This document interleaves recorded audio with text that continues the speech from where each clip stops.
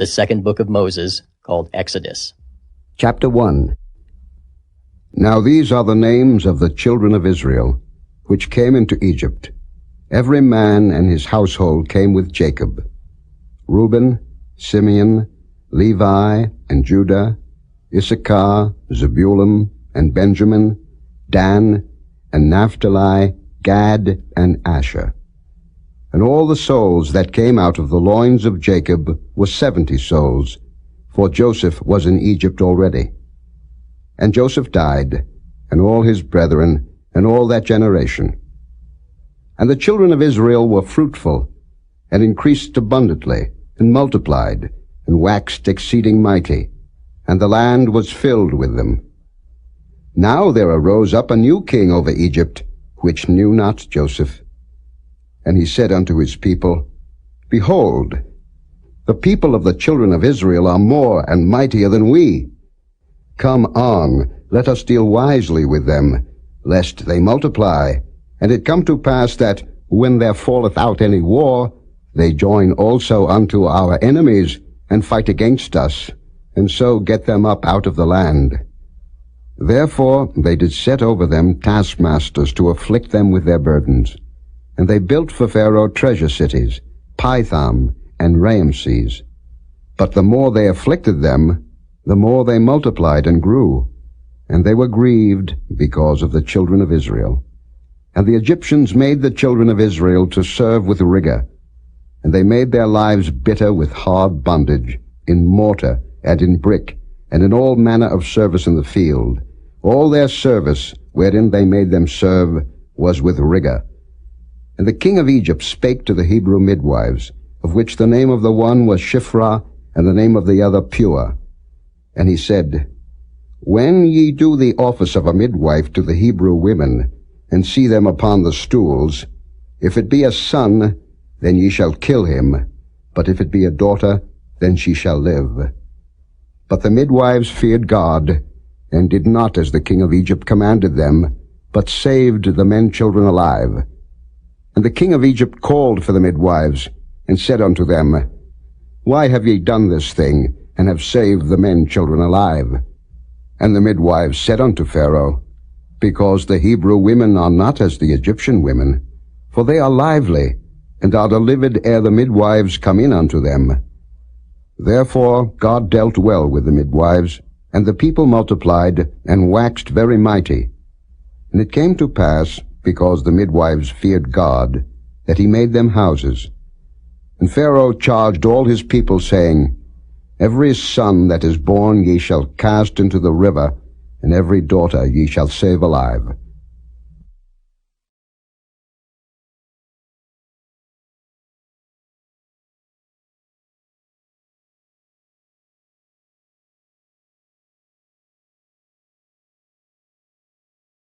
Chapter 2. And there went a man of the house of Levi, and took to wife a daughter of Levi. And the woman conceived, and bare a son. And when she saw him that he was a goodly child, she hid him 3 months. And when she could not longer hide him, she took for him an ark of bulrushes, and daubed it with slime and with pitch, and put the child therein, and she laid it in the flags by the river's brink. And his sister stood afar off, to wit what would be done to him. And the daughter of Pharaoh came down to wash herself at the river, and her maidens walked along by the river's side. And when she saw the ark among the flags, she sent her maid to fetch it. And when she had opened it, she saw the child, and behold, the babe wept. And she had compassion on him, and said, This is one of the Hebrews' children. Then said his sister to Pharaoh's daughter, Shall I go and call to thee a nurse of the Hebrew women, that she may nurse the child for thee? And Pharaoh's daughter said to her, Go. And the maid went and called the child's mother. And Pharaoh's daughter said unto her, Take this child away, and nurse it for me, and I will give thee thy wages. And the woman took the child, and nursed it. And the child grew, and she brought him unto Pharaoh's daughter, and he became her son. And she called his name Moses, and she said, Because I drew him out of the water. And it came to pass in those days, when Moses was grown, that he went out unto his brethren, and looked on their burdens. And he spied an Egyptian smiting an Hebrew, one of his brethren. And he looked this way and that way, and when he saw that there was no man, he slew the Egyptian, and hid him in the sand. And when he went out the second day, behold, 2 men of the Hebrews strove together. And he said to him that did the wrong, Wherefore smitest thou thy fellow?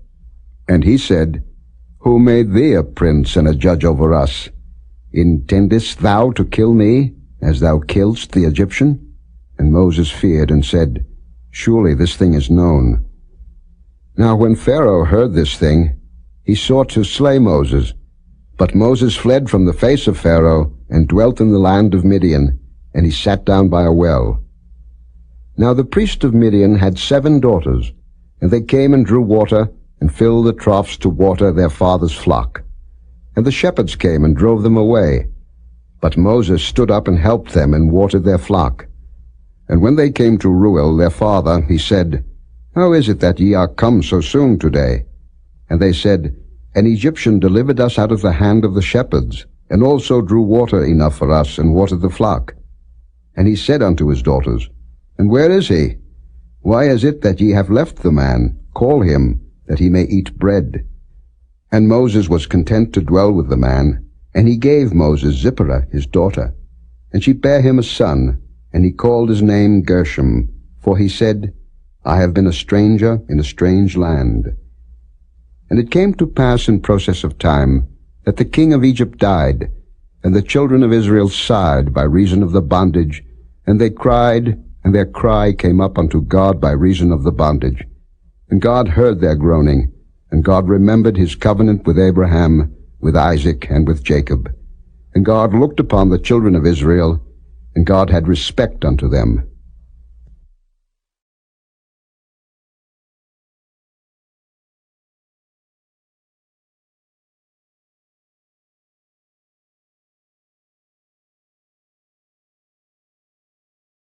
Chapter 3. Now Moses kept the flock of Jethro his father-in-law, the priest of Midian. And he led the flock to the backside of the desert, and came to the mountain of God, even to Horeb. And the angel of the Lord appeared unto him in a flame of fire out of the midst of a bush. And he looked, and behold, the bush burned with fire, and the bush was not consumed. And Moses said, I will now turn aside, and see this great sight, why the bush is not burnt. And when the Lord saw that he turned aside to see, God called unto him out of the midst of the bush, and said, Moses, Moses. And he said, Here am I. And he said, Draw not nigh hither, put off thy shoes from off thy feet, for the place whereon thou standest is holy ground. Moreover he said, I am the God of thy father, the God of Abraham, the God of Isaac, and the God of Jacob. And Moses hid his face, for he was afraid to look upon God. And the Lord said, I have surely seen the affliction of my people which are in Egypt, and have heard their cry by reason of their taskmasters, for I know their sorrows. And I am come down to deliver them out of the land of the Egyptians, and to bring them up out of that land unto a good land and a large, unto a land flowing with milk and honey, unto the place of the Canaanites, and the Hittites, and the Amorites, and the Perizzites, and the Hivites, and the Jebusites. Now therefore, behold, the cry of the children of Israel is come unto me, and I have also seen the oppression wherewith the Egyptians oppress them.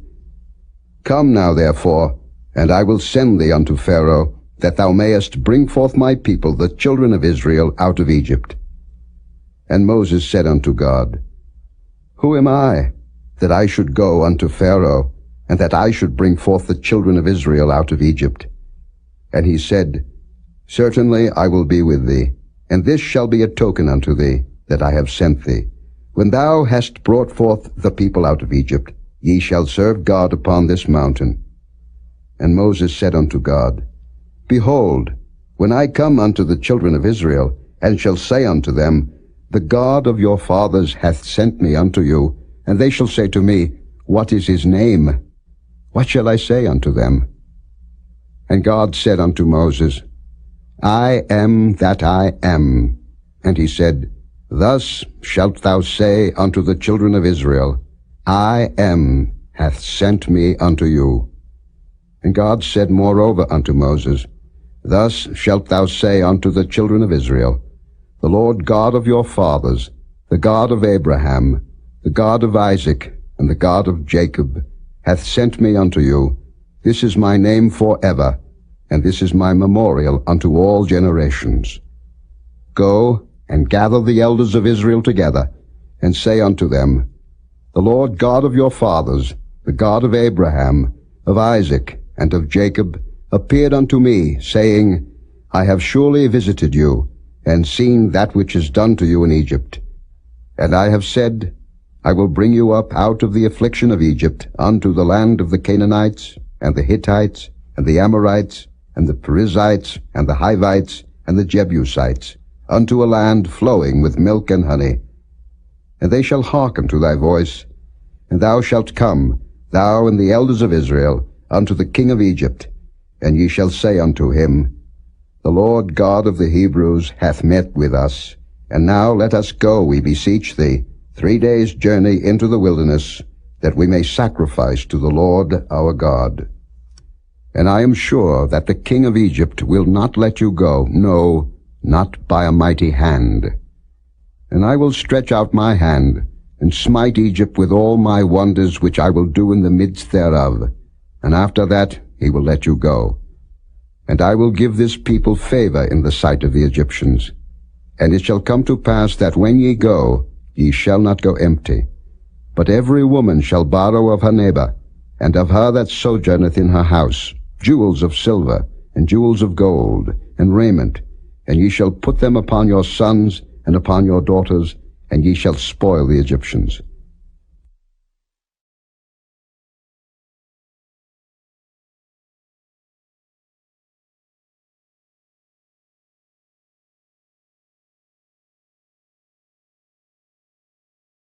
Chapter 4. And Moses answered and said, But behold, they will not believe me, nor hearken unto my voice, for they will say, The Lord hath not appeared unto thee. And the Lord said unto him, What is that in thine hand? And he said, A rod. And he said, Cast it on the ground. And he cast it on the ground, and it became a serpent. And Moses fled from before it. And the Lord said unto Moses, Put forth thine hand, and take it by the tail.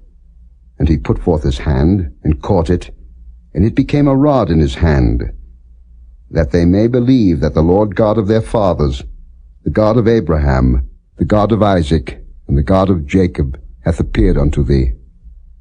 And the Lord said furthermore unto him, Put now thine hand into thy bosom. And he put his hand into his bosom, and when he took it out, behold, his hand was leprous as snow. And he said, Put thine hand into thy bosom again. And he put his hand into his bosom again, and plucked it out of his bosom, and behold, it was turned again as his other flesh. And it shall come to pass, if they will not believe thee, neither hearken to the voice of the first sign, that they will believe the voice of the latter sign. And it shall come to pass, if they will not believe also these 2 signs, neither hearken unto thy voice, that thou shalt take of the water of the river, and pour it upon the dry land, and the water which thou takest out of the river shall become blood upon the dry land. And Moses said unto the Lord, O my Lord, I am not eloquent, neither heretofore, nor since thou hast spoken unto thy servant, but I am slow of speech, and of a slow tongue. And the Lord said unto him, Who hath made man's mouth? Or who maketh the dumb, or deaf, or the seeing, or the blind? Have not I the Lord? Now therefore go, and I will be with thy mouth, and teach thee what thou shalt say. And he said, O my Lord, send, I pray thee, by the hand of him whom thou wilt send. And the anger of the Lord was kindled against Moses. And he said, Is not Aaron the Levite thy brother? I know that he can speak well. And also, behold, he cometh forth to meet thee, and when he seeth thee, he will be glad in his heart. And thou shalt speak unto him, and put words in his mouth. And I will be with thy mouth, and with his mouth, and will teach you what ye shall do. And he shall be thy spokesman unto the people. And he shall be, even he shall be to thee instead of a mouth, and thou shalt be to him instead of God. And thou shalt take this rod in thine hand, wherewith thou shalt do signs. And Moses went and returned to Jethro his father-in-law, and said unto him, Let me go, I pray thee, and return unto my brethren which are in Egypt, and see whether they be yet alive. And Jethro said to Moses, Go in peace. And the Lord said unto Moses in Midian, Go, return into Egypt, for all the men are dead which sought thy life. And Moses took his wife and his sons, and set them upon an ass, and he returned to the land of Egypt. And Moses took the rod of God in his hand. And the Lord said unto Moses, When thou goest to return into Egypt, see that thou do all those wonders before Pharaoh, which I have put in thine hand. But I will harden his heart, that he shall not let the people go. And thou shalt say unto Pharaoh, Thus saith the Lord, Israel is my son, even my firstborn. And I say unto thee, Let my son go, that he may serve me. And if thou refuse to let him go, behold, I will slay thy son, even thy firstborn. And it came to pass by the way in the inn, that the Lord met him, and sought to kill him. Then Zipporah took a sharp stone, and cut off the foreskin of her son, and cast it at his feet, and said, Surely a bloody husband art thou to me. So he let him go. Then she said, A bloody husband thou art, because of the circumcision. And the Lord said to Aaron, Go into the wilderness to meet Moses. And he went, and met him in the mount of God, and kissed him. And Moses told Aaron all the words of the Lord who had sent him, and all the signs which he had commanded him. And Moses and Aaron went and gathered together all the elders of the children of Israel. And Aaron spake all the words which the Lord had spoken unto Moses, and did the signs in the sight of the people. And the people believed. And when they heard that the Lord had visited the children of Israel, and that he had looked upon their affliction, then they bowed their heads and worshipped.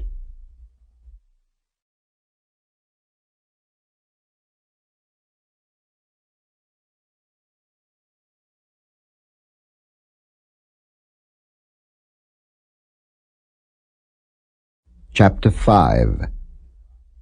And afterward Moses and Aaron went in, and told Pharaoh, Thus saith the Lord God of Israel, Let my people go, that they may hold a feast unto me in the wilderness. And Pharaoh said, Who is the Lord, that I should obey his voice to let Israel go? I know not the Lord, neither will I let Israel go. And they said, The God of the Hebrews hath met with us. Let us go, we pray thee, 3 days' journey into the desert, and sacrifice unto the Lord our God, lest he fall upon us with pestilence, or with the sword.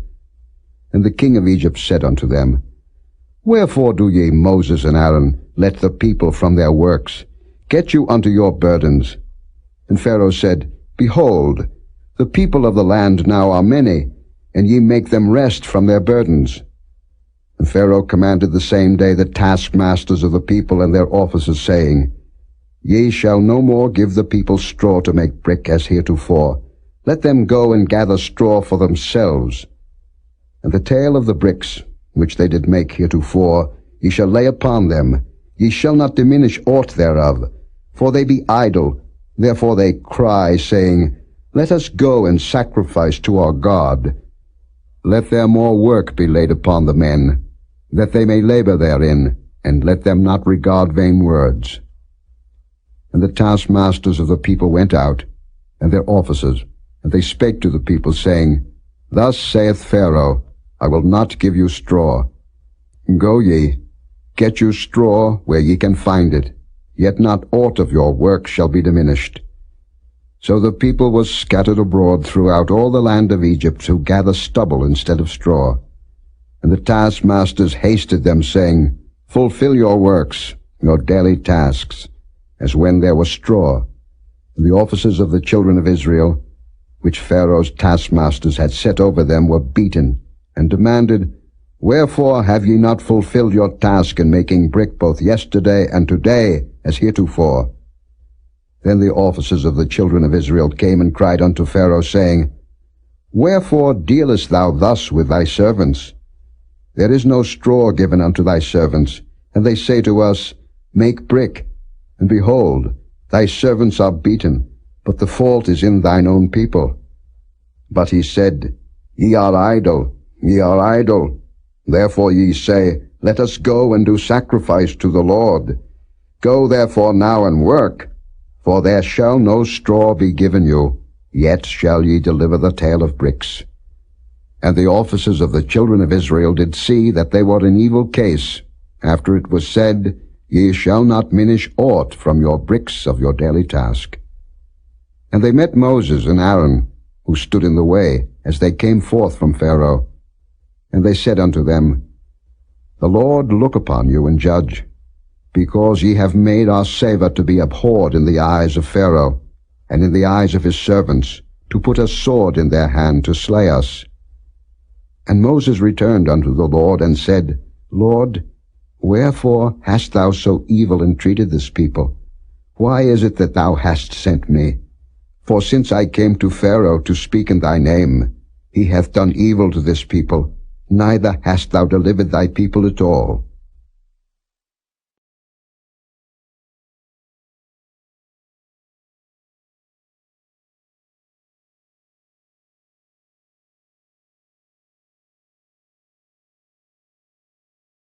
Chapter 6.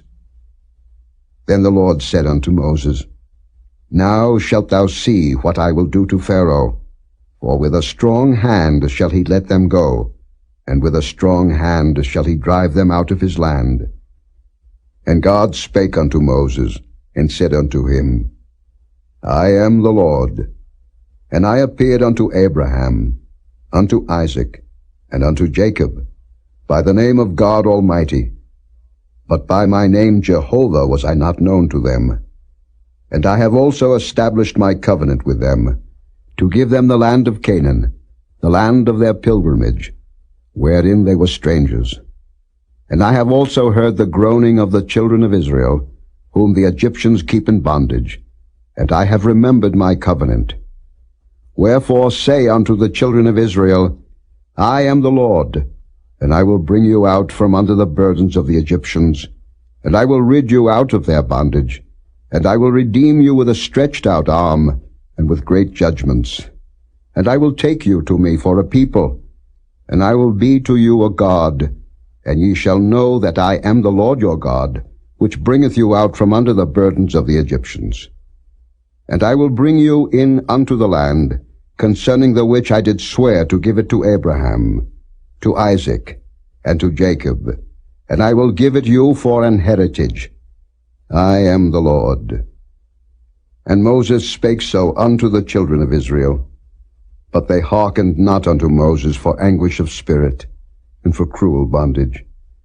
And the Lord spake unto Moses, saying, Go in, speak unto Pharaoh king of Egypt, that he let the children of Israel go out of his land.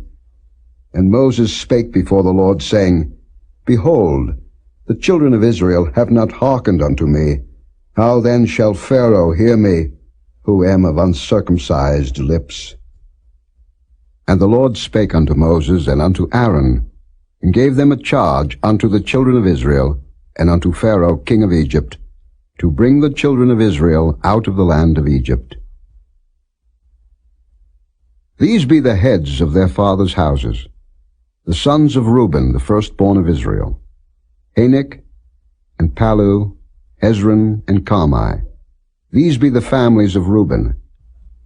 And the sons of Simeon, Jemuel, and Jamin, and Ohad, and Jachin, and Zohar, and Shael, the son of a Canaanitish woman, These are the families of Simeon. And these are the names of the sons of Levi according to their generations, Gershon, and Kohath, and Merari. And the years of the life of Levi were 137 years. The sons of Gershon, Libni and Shimei, according to their families. And the sons of Kohath, Amram, and Izhar, and Hebron, and Uzziel. And the years of the life of Kohath were 133 years. And the sons of Merari, Mahali, and Mushi. These are the families of Levi according to their generations. And Amram took him Jochebed his father's sister to wife, and she bare him Aaron and Moses. And the years of the life of Amram were 137 years. And the sons of Izhar, Korah, and Nepheg, and Zichri. And the sons of Uzziel, Mishael, and Elzaphan, and Zithri. And Aaron took him Elisheba, daughter of Amminadab, sister of Naashon, to wife. And she bare him Nadab, and Abihu, Eleazar, and Ithamar. And the sons of Korah, Asa, and Elkanah, and Abiasaph. These are the families of the Korhites.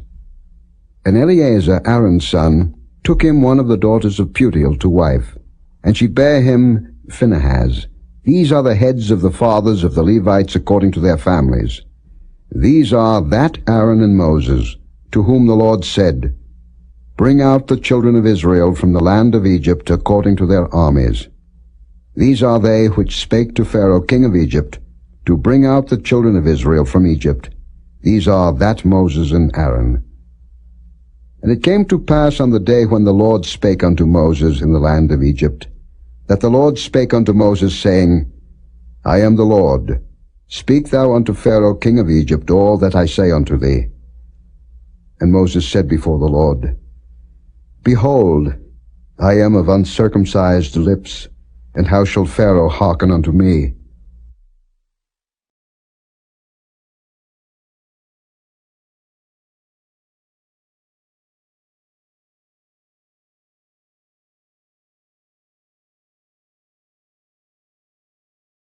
Chapter 7. And the Lord said unto Moses, See, I have made thee a god to Pharaoh, and Aaron thy brother shall be thy prophet. Thou shalt speak all that I command thee, and Aaron thy brother shall speak unto Pharaoh, that he send the children of Israel out of his land.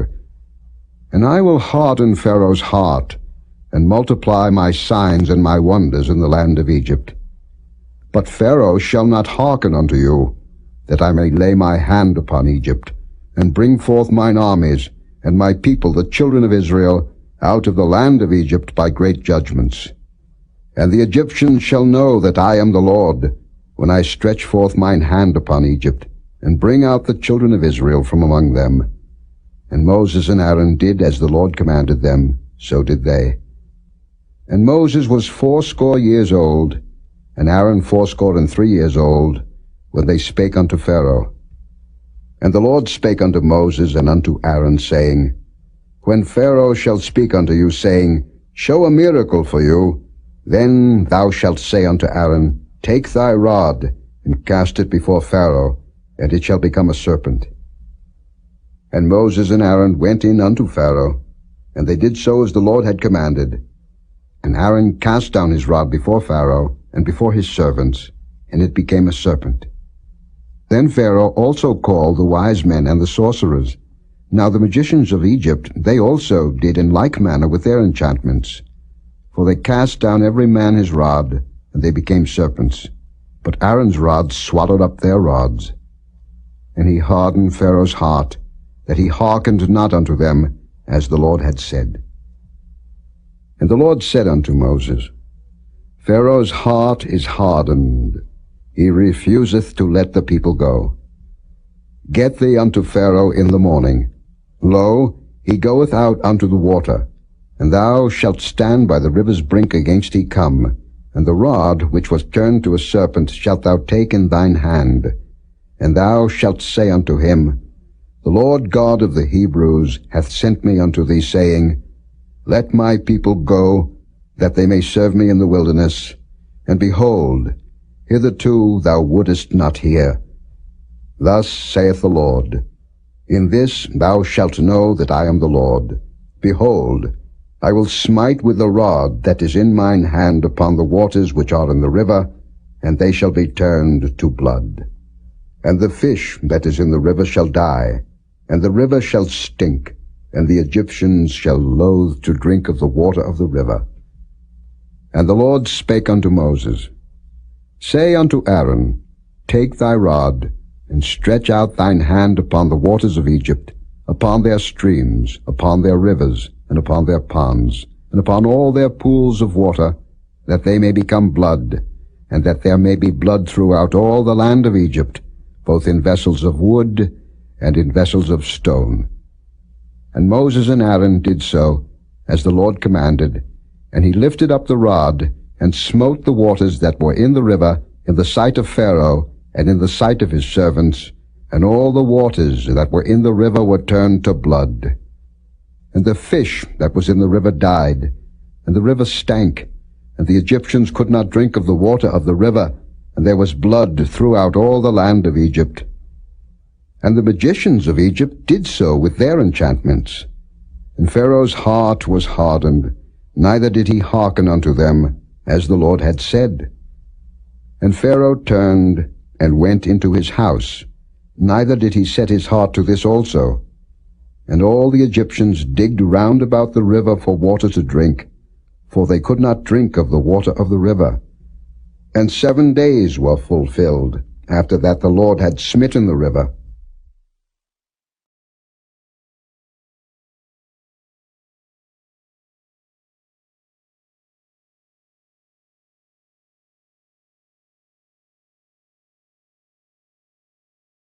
Chapter 8. And the Lord spake unto Moses, Go unto Pharaoh, and say unto him, Thus saith the Lord, Let my people go, that they may serve me. And if thou refuse to let them go, behold, I will smite all thy borders with frogs. And the river shall bring forth frogs abundantly, which shall go up and come into thine house, and into thy bedchamber, and upon thy bed, and into the house of thy servants, and upon thy people, and into thine ovens, and into thy kneading troughs. And the frog shall come up both on thee, and upon thy people, and upon all thy servants. And the Lord spake unto Moses, Say unto Aaron, Stretch forth thine hand with thy rod over the streams, over the rivers, and over the ponds, and cause frogs to come up upon the land of Egypt. And Aaron stretched out his hand over the waters of Egypt, and the frogs came up, and covered the land of Egypt. And the magicians did so with their enchantments, and brought up frogs upon the land of Egypt. Then Pharaoh called for Moses and Aaron, and said, Entreat the Lord, that he may take away the frogs from me, and from my people, and I will let the people go, that they may do sacrifice unto the Lord. And Moses said unto Pharaoh, Glory over me, when shall I entreat for thee, and for thy servants, and for thy people, to destroy the frogs from thee and thy houses, that they may remain in the river only? And he said, Tomorrow. And he said, Be it according to thy word, that thou mayest know that there is none like unto the Lord our God. And the frogs shall depart from thee, and from thy houses, and from thy servants, and from thy people. They shall remain in the river only. And Moses and Aaron went out from Pharaoh, and Moses cried unto the Lord because of the frogs which he had brought against Pharaoh. And the Lord did according to the word of Moses, and the frogs died out of the houses, out of the villages, and out of the fields. And they gathered them together upon heaps, and the land stank.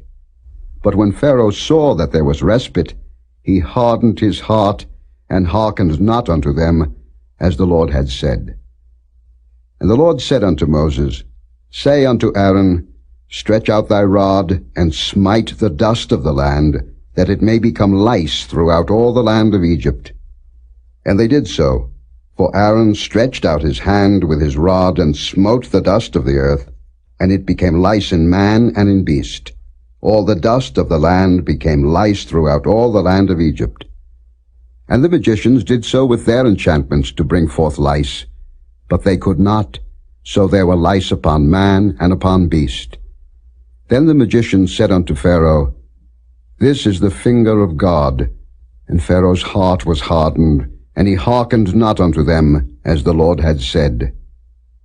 And the Lord said unto Moses, Rise up early in the morning, and stand before Pharaoh. Lo, he cometh forth to the water, and say unto him, Thus saith the Lord, Let my people go, that they may serve me. Else, if thou wilt not let my people go, behold, I will send swarms of flies upon thee, and upon thy servants, and upon thy people, and into thy houses, and the houses of the Egyptians shall be full of swarms of flies, and also the ground whereon they are.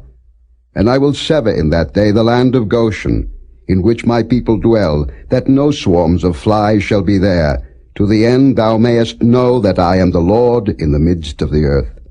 And I will put a division between my people and thy people. Tomorrow shall this sign be. And the Lord did so, and there came a grievous swarm of flies into the house of Pharaoh, and into his servants' houses, and into all the land of Egypt. The land was corrupted by reason of the swarm of flies. And Pharaoh called for Moses and for Aaron, and said, Go ye, sacrifice to your God in the land. And Moses said, It is not meet so to do, for we shall sacrifice the abomination of the Egyptians to the Lord our God. Lo, shall we sacrifice the abomination of the Egyptians before their eyes? And will they not stone us? We will go 3 days' journey into the wilderness, and sacrifice to the Lord our God, as he shall command us. And Pharaoh said, I will let you go, that ye may sacrifice to the Lord your God in the wilderness. Only ye shall not go very far away. Entreat for me. And Moses said, Behold, I go out from thee, and I will entreat the Lord that the swarms of flies may depart from Pharaoh, from his servants, and from his people tomorrow. But let not Pharaoh deal deceitfully any more in not letting the people go to sacrifice to the Lord. And Moses went out from Pharaoh, and entreated the Lord.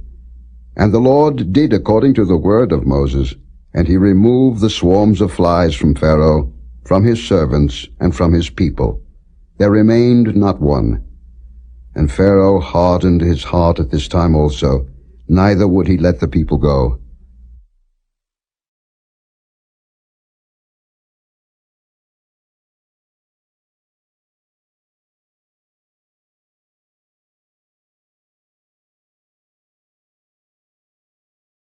Chapter 9.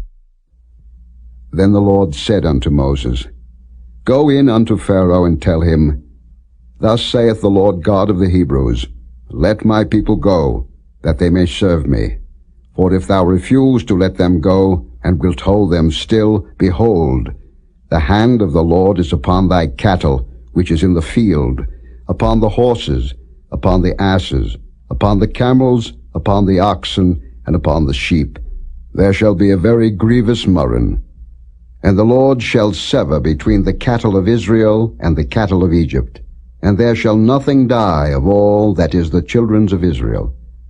And the Lord appointed a set time, saying, Tomorrow the Lord shall do this thing in the land.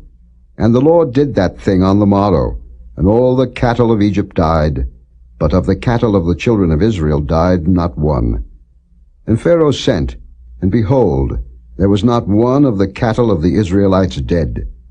And the heart of Pharaoh was hardened, and he did not let the people go. And the Lord said unto Moses and unto Aaron, Take to you handfuls of ashes of the furnace, and let Moses sprinkle it toward the heaven in the sight of Pharaoh. And it shall become small dust in all the land of Egypt, and shall be a boil breaking forth with blains upon man and upon beast, throughout all the land of Egypt. And they took ashes of the furnace, and stood before Pharaoh, and Moses sprinkled it up toward heaven, and it became a boil breaking forth with blains upon man and upon beast. And the magicians could not stand before Moses because of the boils, for the boil was upon the magicians, and upon all the Egyptians. And the Lord hardened the heart of Pharaoh, and he hearkened not unto them, as the Lord had spoken unto Moses. And the Lord said unto Moses, Rise up early in the morning, and stand before Pharaoh, and say unto him, Thus saith the Lord God of the Hebrews, Let my people go, that they may serve me. For I will at this time send all my plagues upon thine heart, and upon thy servants, and upon thy people, that thou mayest know that there is none like me in all the earth. For now I will stretch out my hand, that I may smite thee and thy people with pestilence, and thou shalt be cut off from the earth. And in very deed for this cause have I raised thee up, for to show in thee my power, and that my name may be declared throughout all the earth. As yet exaltest thou thyself against my people, that thou wilt not let them go? Behold, tomorrow about this time I will cause it to rain a very grievous hail, such as hath not been in Egypt since the foundation thereof even until now. Send therefore now, and gather thy cattle, and all that thou hast in the field, for upon every man and beast which shall be found in the field, and shall not be brought home, the hail shall come down upon them, and they shall die. He that feared the word of the Lord among the servants of Pharaoh made his servants and his cattle flee into the houses. And he that regarded not the word of the Lord left his servants and his cattle in the field. And the Lord said unto Moses, Stretch forth thine hand toward heaven, that there may be hail in all the land of Egypt, upon man, and upon beast, and upon every herb of the field throughout the land of Egypt. And Moses stretched forth his rod toward heaven, and the Lord sent thunder and hail, and the fire ran along upon the ground, and the Lord rained hail upon the land of Egypt. So there was hail, and fire mingled with the hail, very grievous, such as there was none like it in all the land of Egypt since it became a nation. And the hail smote throughout all the land of Egypt all that was in the field, both man and beast, and the hail smote every herb of the field, and brake every tree of the field. Only in the land of Goshen, where the children of Israel were, was there no hail. And Pharaoh sent and called for Moses and Aaron, and said unto them, I have sinned this time. The Lord is righteous, and I and my people are wicked. Entreat the Lord, for it is enough, that there be no more mighty thunderings and hail, and I will let you go, and ye shall stay no longer. And Moses said unto him, As soon as I am gone out of the city, I will spread abroad my hands unto the Lord, and the thunder shall cease, neither shall there be any more hail, that thou mayest know how that the earth is the Lord's. But as for thee and thy servants, I know that ye will not yet fear the Lord God. And the flax and the barley was smitten, for the barley was in the ear, and the flax was bold. But the wheat and the rye were not smitten, for they were not grown up. And Moses went out of the city from Pharaoh, and spread abroad his hands unto the Lord, and the thunders and hail ceased, and the rain was not poured upon the earth. And when Pharaoh saw that the rain and the hail and the thunders were ceased, he sinned yet more, and hardened his heart, he and his servants. And the heart of Pharaoh was hardened, neither would he let the children of Israel go, as the Lord had spoken by Moses.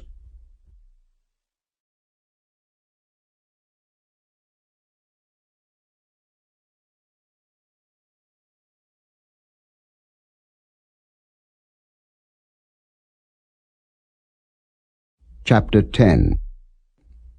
And the Lord said unto Moses, Go in unto Pharaoh, for I have hardened his heart, and the heart of his servants, that I might show these my signs before him, and that thou mayest tell in the ears of thy son, and of thy son's son, what things I have wrought in Egypt, and my signs which I have done among them, that ye may know how that I am the Lord.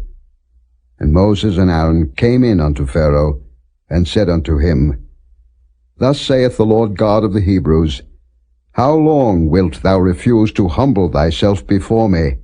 Let my people go, that they may serve me. Else, if thou refuse to let my people go, behold, tomorrow will I bring the locusts into thy coast, and they shall cover the face of the earth, that one cannot be able to see the earth. And they shall eat the residue of that which is escaped, which remaineth unto you from the hail, and shall eat every tree which groweth for you out of the field.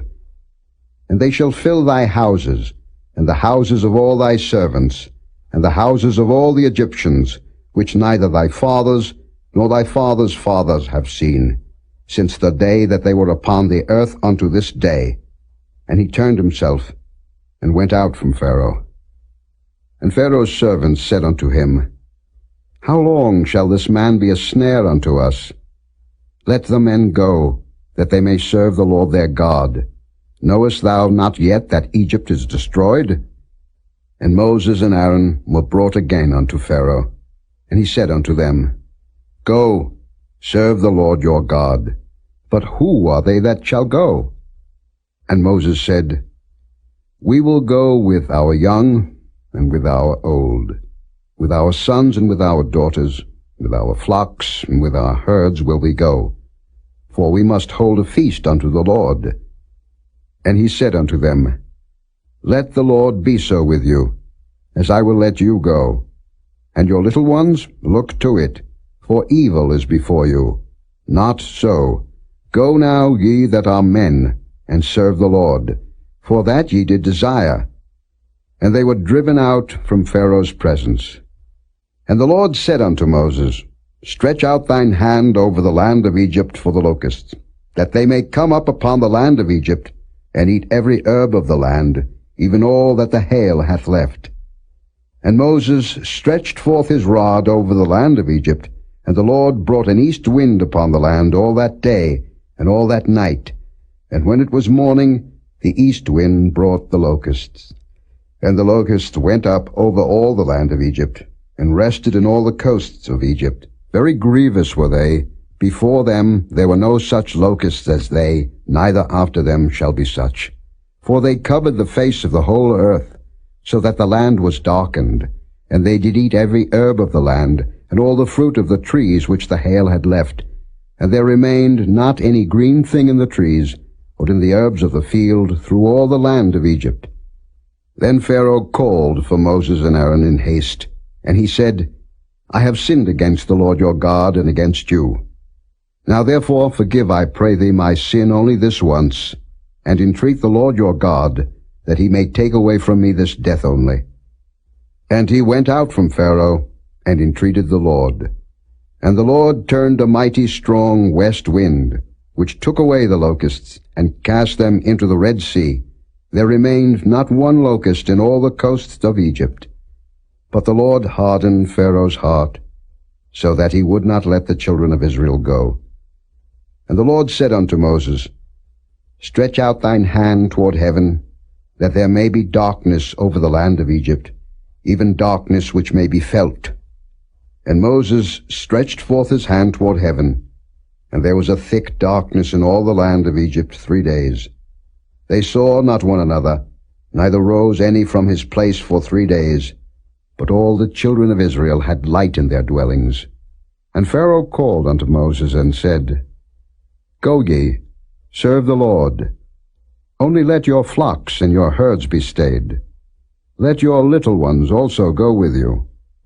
And Moses said, Thou must give us also sacrifices and burnt offerings, that we may sacrifice unto the Lord our God.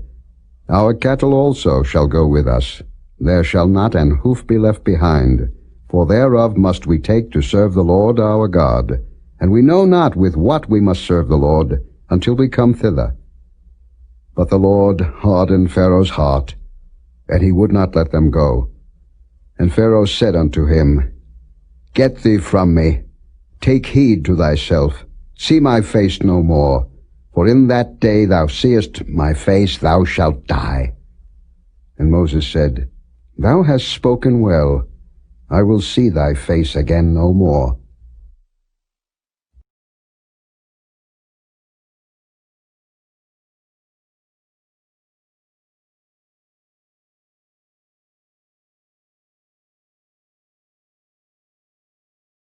Chapter 11. And the Lord said unto Moses, Yet will I bring one plague more upon Pharaoh, and upon Egypt, Afterwards he will let you go hence. When he shall let you go, he shall surely thrust you out hence altogether. Speak now in the ears of the people, and let every man borrow of his neighbor, and every woman of her neighbor, jewels of silver and jewels of gold. And the Lord gave the people favor in the sight of the Egyptians. Moreover, the man Moses was very great in the land of Egypt, in the sight of Pharaoh's servants, and in the sight of the people. And Moses said, Thus saith the Lord, About midnight will I go out into the midst of Egypt, and all the firstborn in the land of Egypt shall die, from the firstborn of Pharaoh that sitteth upon his throne, even unto the firstborn of the maidservant that is behind the mill, and all the firstborn of beasts. And there shall be a great cry throughout all the land of Egypt, such as there was none like it, nor shall be like it any more. But against any of the children of Israel shall not a dog move his tongue against man or beast, that ye may know how that the Lord doth put a difference between the Egyptians and Israel.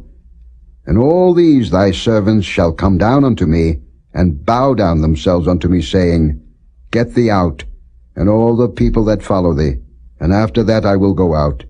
And he went out from Pharaoh in a great anger. And the Lord said unto Moses, Pharaoh shall not hearken unto you, that my wonders may be multiplied in the land of Egypt. And Moses and Aaron did all these wonders before Pharaoh, and the Lord hardened Pharaoh's heart, so that he would not let the children of Israel go out of his land.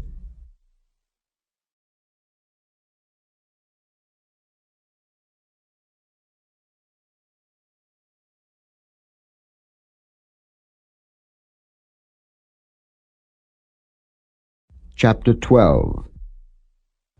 And the Lord spake unto Moses and Aaron in the land of Egypt, saying, This month shall be unto you the beginning of months. It shall be the first month of the year to you.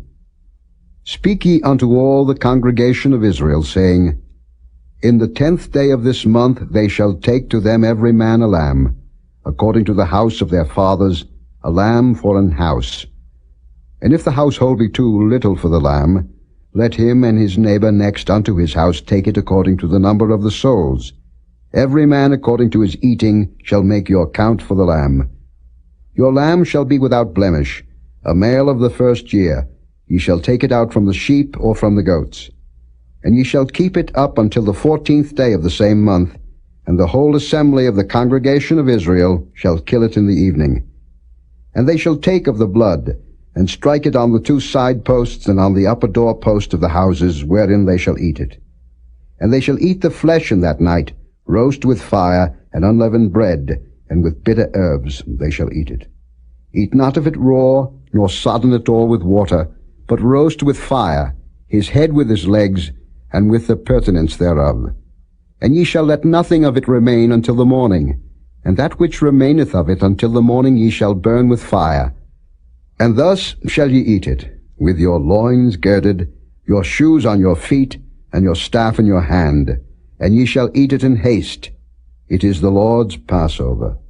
For I will pass through the land of Egypt this night, and will smite all the firstborn in the land of Egypt, both man and beast, and against all the gods of Egypt I will execute judgment. I am the Lord. And the blood shall be to you for a token upon the houses where ye are. And when I see the blood, I will pass over you, and the plague shall not be upon you to destroy you when I smite the land of Egypt. And this day shall be unto you for a memorial, and ye shall keep it a feast to the Lord throughout your generations. Ye shall keep it a feast by an ordinance for ever. 7 days shall ye eat unleavened bread. Even the first day ye shall put away leaven out of your houses. For whosoever eateth leavened bread from the first day until the 7th day, that soul shall be cut off from Israel. And in the first day there shall be an holy convocation. And in the 7th day there shall be an holy convocation to you. No manner of work shall be done in them, save that which every man must eat, that only may be done of you. And ye shall observe the feast of unleavened bread. For in this selfsame day have I brought your armies out of the land of Egypt. Therefore shall ye observe this day in your generations by an ordinance forever. In the 1st month, on the 14th day of the month at even, ye shall eat unleavened bread, until the 21st day of the month at even. 7 days shall there be no leaven found in your houses.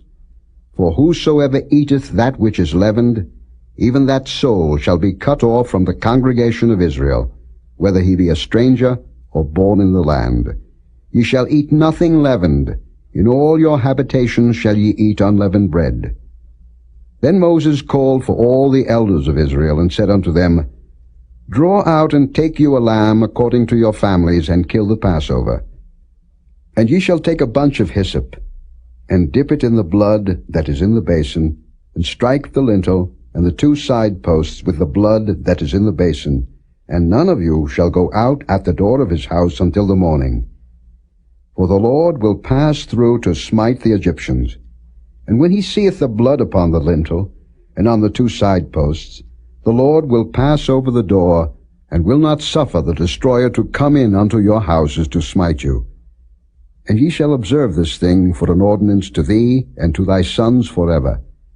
And it shall come to pass, when ye be come to the land which the Lord will give you, according as he hath promised, that ye shall keep this service. And it shall come to pass, when your children shall say unto you, What mean ye by this service? That ye shall say, It is the sacrifice of the Lord's Passover, who passed over the houses of the children of Israel in Egypt, when he smote the Egyptians, and delivered our houses. And the people bowed the head and worshipped. And the children of Israel went away, and did as the Lord had commanded Moses and Aaron, so did they. And it came to pass, that at midnight the Lord smote all the firstborn in the land of Egypt, from the firstborn of Pharaoh that sat on his throne, unto the firstborn of the captive that was in the dungeon, and all the firstborn of cattle. And Pharaoh rose up in the night, he and all his servants, and all the Egyptians. And there was a great cry in Egypt, for there was not a house where there was not one dead. And he called for Moses and Aaron by night, and said, Rise up, and get you forth from among my people, both ye and the children of Israel, and go, serve the Lord, as ye have said. Also take your flocks and your herds, as ye have said, and be gone. And bless me also. And the Egyptians were urgent upon the people, that they might send them out of the land in haste, for they said, We be all dead men. And the people took their dough before it was leavened, their kneading troughs being bound up in their clothes upon their shoulders. And the children of Israel did according to the word of Moses. And they borrowed of the Egyptians jewels of silver, and jewels of gold, and raiment.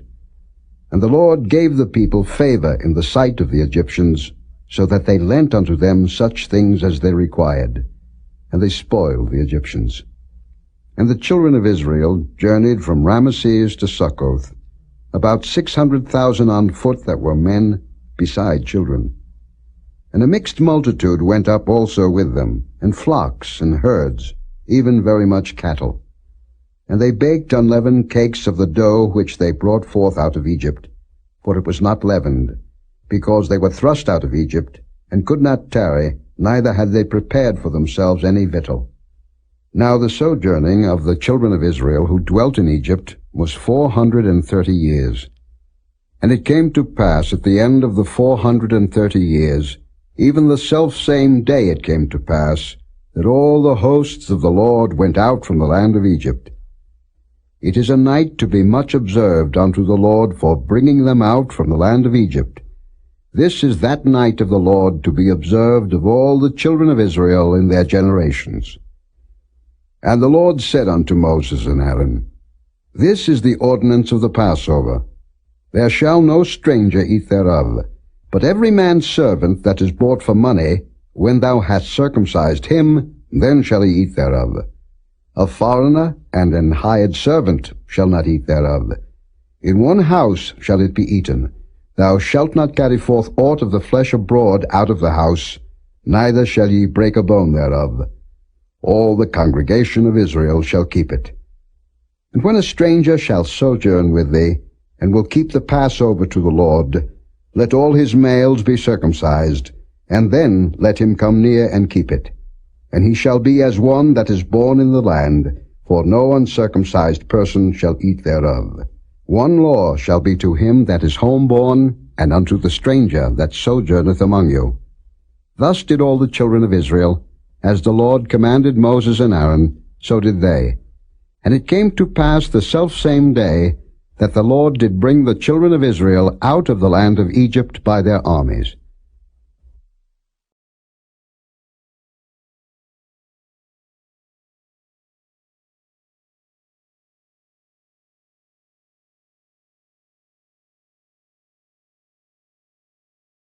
Chapter 13.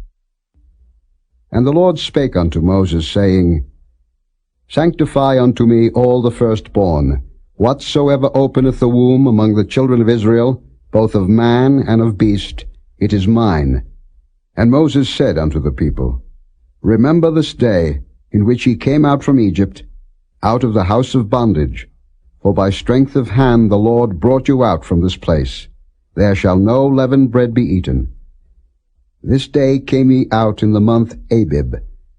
And it shall be, when the Lord shall bring thee into the land of the Canaanites, and the Hittites, and the Amorites, and the Hivites, and the Jebusites, which he sware unto thy fathers to give thee, a land flowing with milk and honey, that thou shalt keep this service in this month. 7 days thou shalt eat unleavened bread, and in the 7th day shall be a feast to the Lord. Unleavened bread shall be eaten 7 days, and there shall no leavened bread be seen with thee, neither shall there be leaven seen with thee in all thy quarters. And thou shalt show thy son in that day, saying, This is done because of that which the Lord did unto me when I came forth out of Egypt. And it shall be for a sign unto thee upon thine hand, and for a memorial between thine eyes, that the Lord's law may be in thy mouth, for with a strong hand hath the Lord brought thee out of Egypt. Thou shalt therefore keep this ordinance in his season from year to year. And it shall be, when the Lord shall bring thee into the land of the Canaanites, as he sware unto thee and to thy fathers, and shall give it thee, that thou shalt set apart unto the Lord all that openeth the matrix, and every firstling that cometh of a beast which thou hast, the males shall be the Lord's. And every firstling of an ass thou shalt redeem with a lamb. And if thou wilt not redeem it, then thou shalt break his neck, and all the firstborn of man among thy children shalt thou redeem. And it shall be, when thy son asketh thee in time to come, saying, What is this? That thou shalt say unto him, By strength of hand the Lord brought us out from Egypt, from the house of bondage.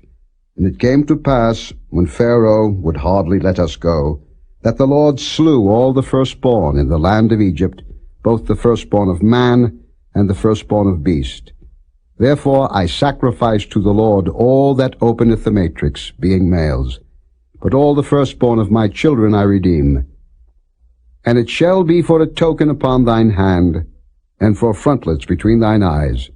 For by strength of hand the Lord brought us forth out of Egypt. And it came to pass, when Pharaoh had let the people go, that God led them not through the way of the land of the Philistines, although that was near. For God said, Lest peradventure the people repent when they see war, and they return to Egypt. But God led the people about through the way of the wilderness of the Red Sea, and the children of Israel went up harnessed out of the land of Egypt.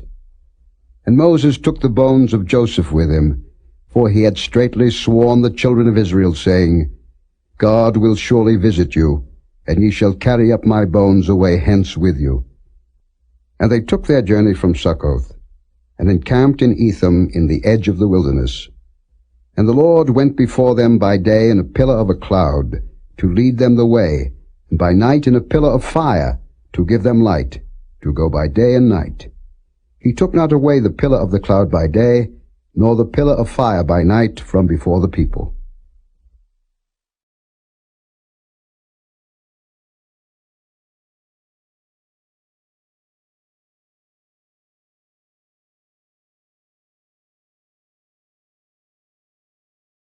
Chapter 14. And the Lord spake unto Moses, saying, Speak unto the children of Israel, that they turn and encamp before Pihahiroth, between Migdol and the sea, over against Baal-zephon, Before it shall ye encamp by the sea. For Pharaoh will say of the children of Israel, They are entangled in the land, the wilderness hath shut them in. And I will harden Pharaoh's heart, that he shall follow after them. And I will be honored upon Pharaoh, and upon all his host, that the Egyptians may know that I am the Lord. And they did so. And it was told the king of Egypt that the people fled, and the heart of Pharaoh and of his servants was turned against the people, and they said, Why have we done this, that we have let Israel go from serving us? And he made ready his chariot, and took his people with him. And he took 600 chosen chariots, and all the chariots of Egypt, and captains over every one of them. And the Lord hardened the heart of Pharaoh king of Egypt, and he pursued after the children of Israel. And the children of Israel went out with an high hand. But the Egyptians pursued after them, all the horses and chariots of Pharaoh, and his horsemen, and his army, and overtook them, encamping by the sea, beside Pihahiroth, before Baal-zephon. And when Pharaoh drew nigh, the children of Israel lifted up their eyes, and behold, the Egyptians marched after them, and they were sore afraid. And the children of Israel cried out unto the Lord. And they said unto Moses, Because there were no graves in Egypt, hast thou taken us away to die in the wilderness? Wherefore hast thou dealt thus with us, to carry us forth out of Egypt? Is not this the word that we did tell thee in Egypt, saying, Let us alone, that we may serve the Egyptians? For it had been better for us to serve the Egyptians, than that we should die in the wilderness. And Moses said unto the people, Fear ye not, stand still, and see the salvation of the Lord, which he will show to you today. For the Egyptians whom ye have seen today, ye shall see them again no more forever. The Lord shall fight for you, and ye shall hold your peace. And the Lord said unto Moses, Wherefore criest thou unto me? Speak unto the children of Israel, that they go forward. But lift thou up thy rod, and stretch out thine hand over the sea, and divide it. And the children of Israel shall go on dry ground through the midst of the sea. And I, behold, I will harden the hearts of the Egyptians, and they shall follow them. And I will get me honor upon Pharaoh, and upon all his host, upon his chariots, and upon his horsemen. And the Egyptians shall know that I am the Lord, when I have gotten me honor upon Pharaoh, upon his chariots, and upon his horsemen. And the angel of God, which went before the camp of Israel, removed and went behind them, and the pillar of the cloud went from before their face, and stood behind them. And it came between the camp of the Egyptians and the camp of Israel, and it was a cloud and darkness to them, but it gave light by night to these, so that the one came not near the other all the night. And Moses stretched out his hand over the sea, and the Lord caused the sea to go back by a strong east wind all that night, and made the sea dry land, and the waters were divided. And the children of Israel went into the midst of the sea upon the dry ground, and the waters were a wall unto them on their right hand and on their left. And the Egyptians pursued, and went in after them to the midst of the sea, even all Pharaoh's horses, his chariots, and his horsemen. And it came to pass that in the morning watch the Lord looked unto the host of the Egyptians through the pillar of fire and of the cloud, and troubled the host of the Egyptians, and took off their chariot wheels, that they drave them heavily, so that the Egyptians said, Let us flee from the face of Israel, for the Lord fighteth for them against the Egyptians. And the Lord said unto Moses, Stretch out thine hand over the sea, that the waters may come again upon the Egyptians, upon their chariots, and upon their horsemen. And Moses stretched forth his hand over the sea, and the sea returned to his strength when the morning appeared, and the Egyptians fled against it, and the Lord overthrew the Egyptians in the midst of the sea. And the waters returned, and covered the chariots, and the horsemen, and all the host of Pharaoh that came into the sea after them. There remained not so much as one of them. But the children of Israel walked upon dry land in the midst of the sea, and the waters were a wall unto them on their right hand and on their left. Thus the Lord saved Israel that day out of the hand of the Egyptians. And Israel saw the Egyptians dead upon the seashore. And Israel saw that great work which the Lord did upon the Egyptians. And the people feared the Lord, and believed the Lord and his servant Moses.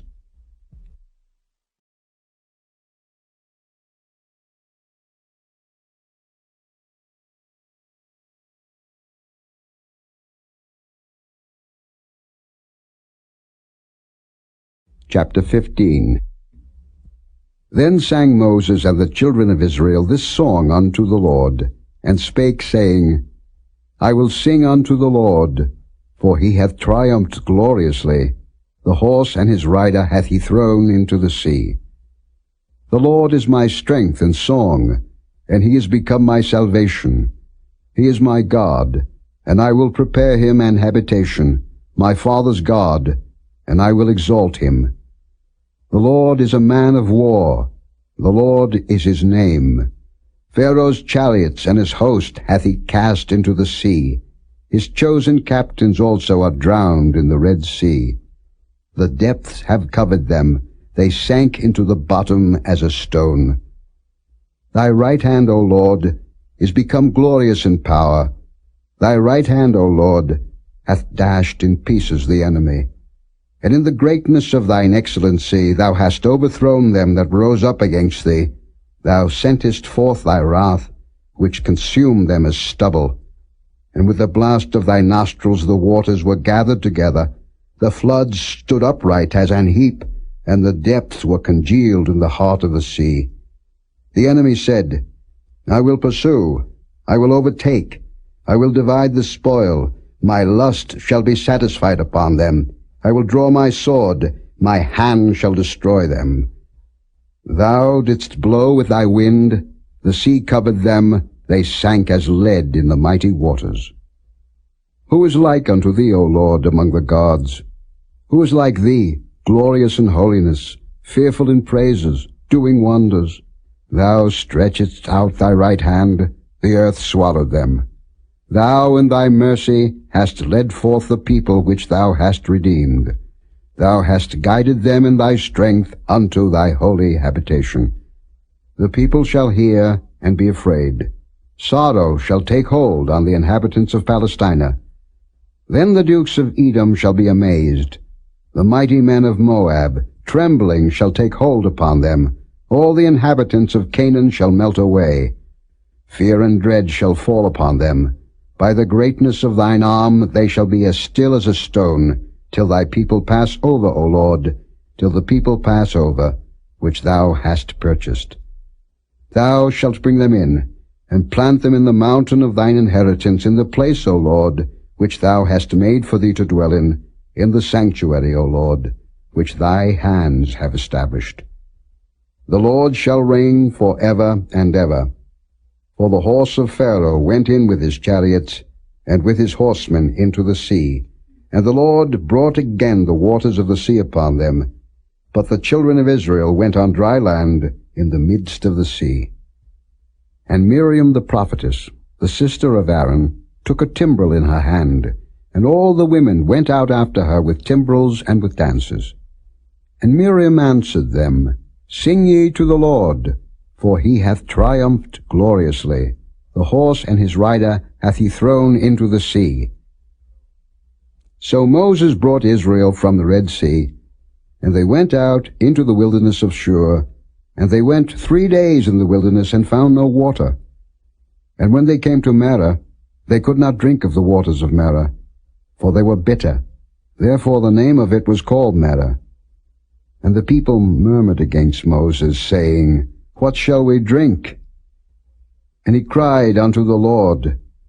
And the Lord showed him a tree, which when he had cast into the waters were made sweet. There he made for them a statute and an ordinance, and there he proved them, and said, If thou wilt diligently hearken to the voice of the Lord thy God, and wilt do that which is right in his sight, and wilt give ear to his commandments, and keep all his statutes, I will put none of these diseases upon thee, which I have brought upon the Egyptians. For I am the Lord that healeth thee. And they came to Elim, where were 12 wells of water, and 70 palm trees, and they encamped there by the waters.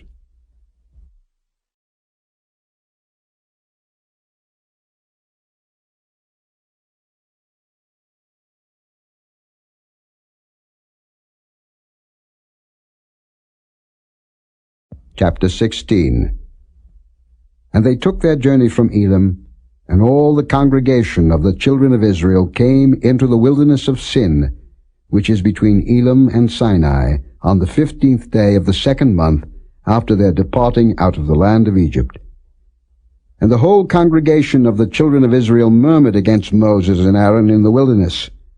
And the children of Israel said unto them, Would to God we had died by the hand of the Lord in the land of Egypt, when we sat by the flesh pots, and when we did eat bread to the full, for ye have brought us forth into this wilderness to kill this whole assembly with hunger. Then said the Lord unto Moses, Behold, I will rain bread from heaven for you, and the people shall go out and gather a certain rate every day, that I may prove them, whether they will walk in my law or no. And it shall come to pass, that on the 6th day they shall prepare that which they bring in, and it shall be twice as much as they gather daily. And Moses and Aaron said unto all the children of Israel, At even, then ye shall know that the Lord hath brought you out from the land of Egypt. And in the morning, then ye shall see the glory of the Lord, for that he heareth your murmurings against the Lord. And what are we, that ye murmur against us? And Moses said, This shall be, when the Lord shall give you in the evening flesh to eat, and in the morning bread to the full, for that the Lord heareth your murmurings which ye murmur against him. And what are we? Your murmurings are not against us, but against the Lord. And Moses spake unto Aaron, Say unto all the congregation of the children of Israel, Come near before the Lord, for he hath heard your murmurings. And it came to pass, as Aaron spake unto the whole congregation of the children of Israel, that they looked toward the wilderness, and behold, the glory of the Lord appeared in the cloud. And the Lord spake unto Moses, saying, I have heard the murmurings of the children of Israel. Speak unto them, saying, At even ye shall eat flesh, and in the morning ye shall be filled with bread, and ye shall know that I am the Lord your God. And it came to pass, that at even the quails came up, and covered the camp, and in the morning the dew lay round about the host. And when the dew that lay was gone up, behold, upon the face of the wilderness there lay a small round thing, as small as the hoarfrost on the ground.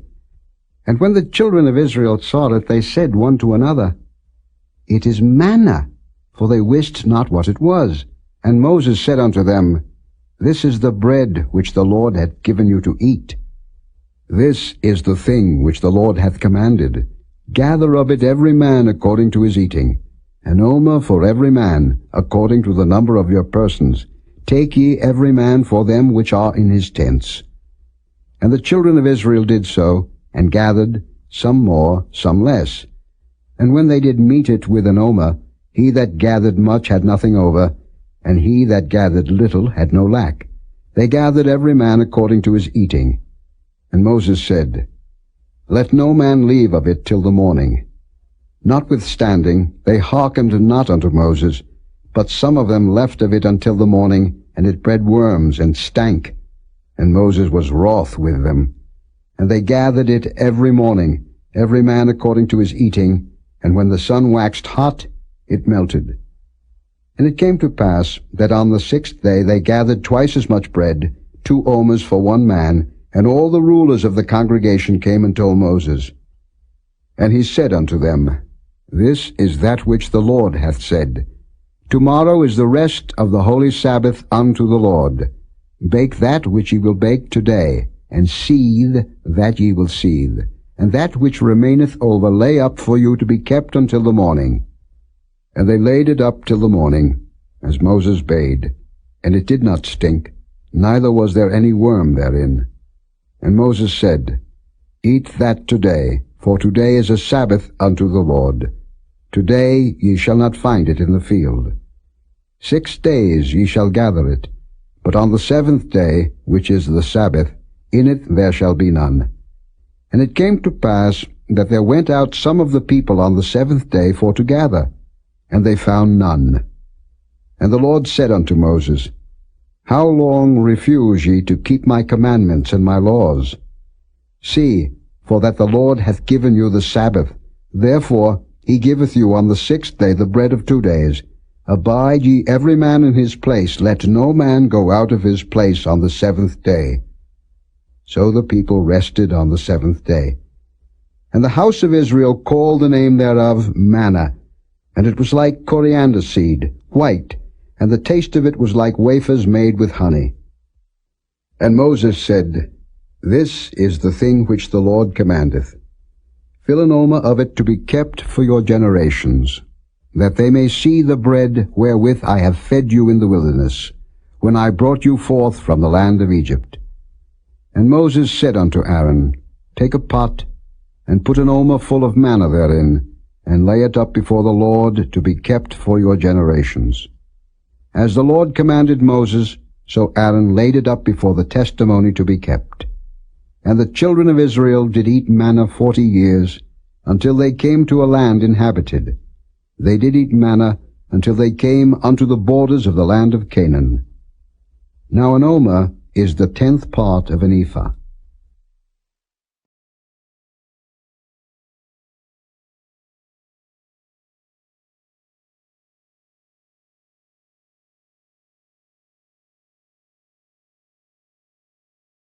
Chapter 17. And all the congregation of the children of Israel journeyed from the wilderness of Sin after their journeys, according to the commandment of the Lord, and pitched in Rephidim, and there was no water for the people to drink. Wherefore the people did chide with Moses, and said, Give us water, that we may drink. And Moses said unto them, Why chide ye with me? Wherefore do ye tempt the Lord?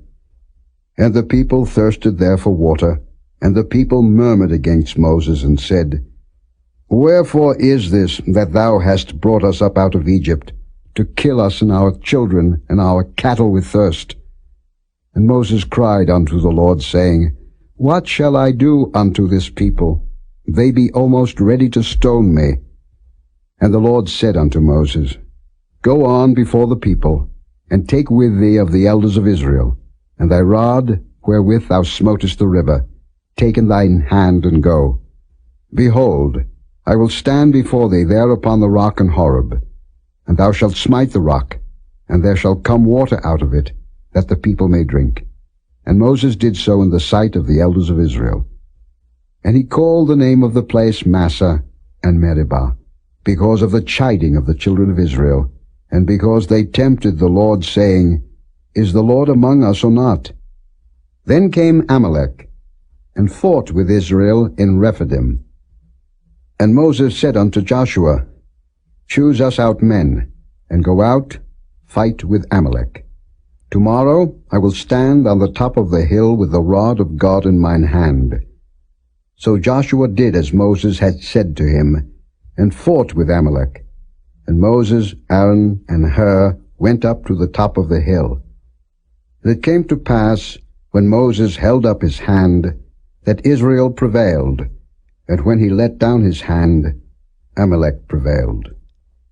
But Moses' hands were heavy, and they took a stone, and put it under him, and he sat thereon, and Aaron and Hur stayed up his hands, the one on the one side, and the other on the other side, and his hands were steady until the going down of the sun.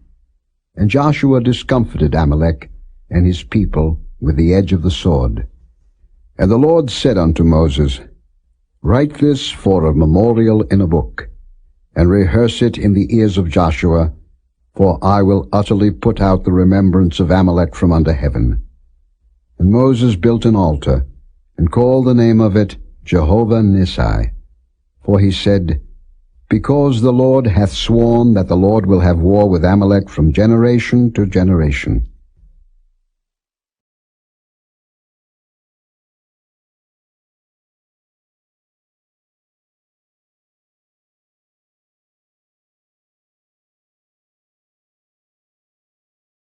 Chapter 18. When Jethro, the priest of Midian, Moses' father-in-law, heard of all that God had done for Moses and for Israel his people, and that the Lord had brought Israel out of Egypt, then Jethro, Moses' father-in-law, took Zipporah, Moses' wife, after he had sent her back, and her 2 sons, of which the name of the one was Gershom, for he said, I have been an alien in a strange land, and the name of the other was Eliezer, for the God of my father, said he, was mine help, and delivered me from the sword of Pharaoh. And Jethro, Moses' father-in-law, came with his sons and his wife unto Moses into the wilderness, where he encamped at the mount of God. And he said unto Moses, I, thy father-in-law Jethro, am come unto thee, and thy wife, and her 2 sons with her. And Moses went out to meet his father-in-law, and did obeisance, and kissed him, and they asked each other of their welfare, and they came into the tent. And Moses told his father-in-law all that the Lord had done unto Pharaoh and to the Egyptians for Israel's sake, and all the travail that had come upon them by the way, and how the Lord delivered them. And Jethro rejoiced for all the goodness which the Lord had done to Israel, whom he had delivered out of the hand of the Egyptians. And Jethro said, Blessed be the Lord, who hath delivered you out of the hand of the Egyptians, and out of the hand of Pharaoh, who hath delivered the people from under the hand of the Egyptians. Now I know that the Lord is greater than all gods, for in the thing wherein they dealt proudly he was above them. And Jethro, Moses' father-in-law, took a burnt offering and sacrifices for God. And Aaron came, and all the elders of Israel, to eat bread with Moses' father-in-law before God. And it came to pass on the morrow that Moses sat to judge the people, and the people stood by Moses from the morning unto the evening. And when Moses' father-in-law saw all that he did to the people, he said, What is this thing that thou doest to the people? Why sittest thou thyself alone, and all the people stand by thee from morning unto even? And Moses said unto his father-in-law, Because the people come unto me to inquire of God. When they have a matter, they come unto me, and I judge between one and another, and I do make them know the statutes of God and his laws. And Moses' father-in-law said unto him, The thing that thou doest is not good. Thou wilt surely wear away, both thou and this people that is with thee, for this thing is too heavy for thee. Thou art not able to perform it thyself alone. Hearken now unto my voice. I will give thee counsel, and God shall be with thee. Be thou for the people too Godward, that thou mayest bring the causes unto God. And thou shalt teach them ordinances and laws, and shalt show them the way wherein they must walk, and the work that they must do. Moreover, thou shalt provide out of all the people able men, such as fear God, men of truth, hating covetousness, and place such over them to be rulers of thousands, and rulers of hundreds, rulers of 50s, and rulers of 10s.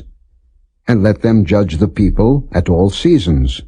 And it shall be that every great matter they shall bring unto thee, but every small matter they shall judge. So shall it be easier for thyself, and they shall bear the burden with thee. If thou shalt do this thing, and God command thee so, then thou shalt be able to endure, and all this people shall also go to their place in peace. So Moses hearkened to the voice of his father-in-law, and did all that he had said. And Moses chose able men out of all Israel, and made them heads over the people, rulers of thousands, rulers of hundreds, rulers of 50s, and rulers of 10s. And they judged the people at all seasons. The hard causes they brought unto Moses, but every small matter they judged themselves. And Moses let his father-in-law depart, and he went his way into his own land.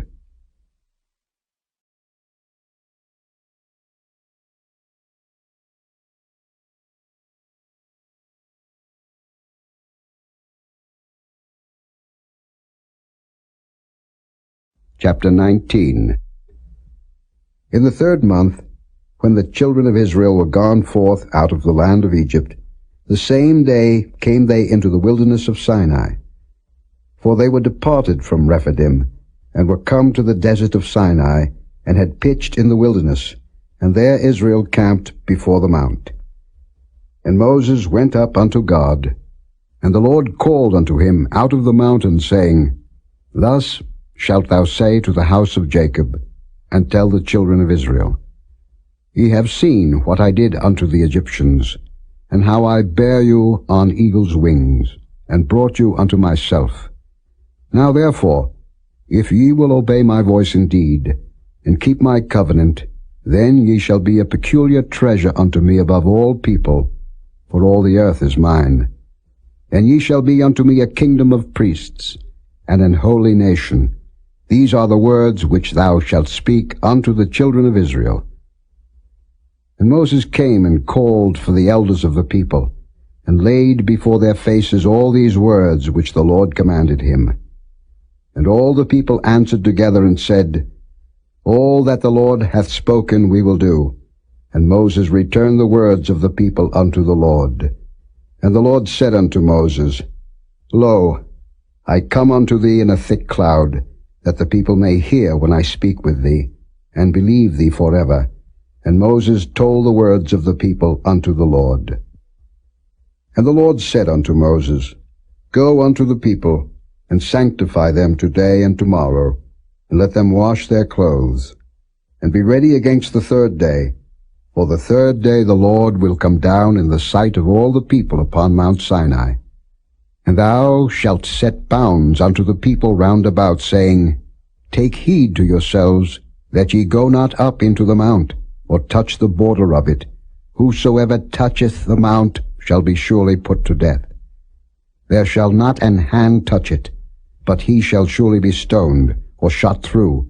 Whether it be beast or man, it shall not live. When the trumpet soundeth long, they shall come up to the mount. And Moses went down from the mount unto the people, and sanctified the people, and they washed their clothes. And he said unto the people, Be ready against the third day. Come not at your wives. And it came to pass on the third day in the morning, that there were thunders and lightnings, and a thick cloud upon the mount, and the voice of the trumpet exceeding loud, so that all the people that was in the camp trembled. And Moses brought forth the people out of the camp to meet with God, and they stood at the nether part of the mount. And Mount Sinai was altogether on a smoke, because the Lord descended upon it in fire, and the smoke thereof ascended as the smoke of a furnace, and the whole mount quaked greatly. And when the voice of the trumpet sounded long, and waxed louder and louder, Moses spake, and God answered him by a voice. And the Lord came down upon Mount Sinai, on the top of the mount, and the Lord called Moses up to the top of the mount, and Moses went up. And the Lord said unto Moses, Go down, charge the people, lest they break through unto the Lord to gaze, and many of them perish. And let the priests also, which come near to the Lord, sanctify themselves, lest the Lord break forth upon them. And Moses said unto the Lord, The people cannot come up to Mount Sinai, for thou chargest us, saying, Set bounds about the mount, and sanctify it. And the Lord said unto him, Away, get thee down, and thou shalt come up, thou and Aaron with thee. But let not the priests and the people break through to come up unto the Lord, lest he break forth upon them. So Moses went down unto the people, and spake unto them.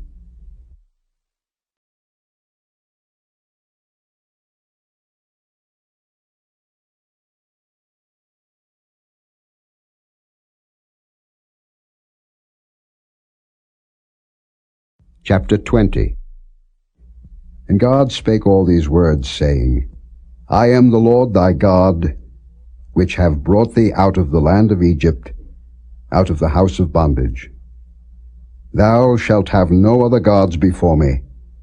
Thou shalt not make unto thee any graven image, or any likeness of anything that is in heaven above, or that is in the earth beneath, or that is in the water under the earth. Thou shalt not bow down thyself to them, nor serve them. For I, the Lord thy God, am a jealous God, visiting the iniquity of the fathers upon the children unto the third and fourth generation of them that hate me, and showing mercy unto thousands of them that love me, and keep my commandments. Thou shalt not take the name of the Lord thy God in vain, for the Lord will not hold him guiltless that taketh his name in vain. Remember the Sabbath day to keep it holy.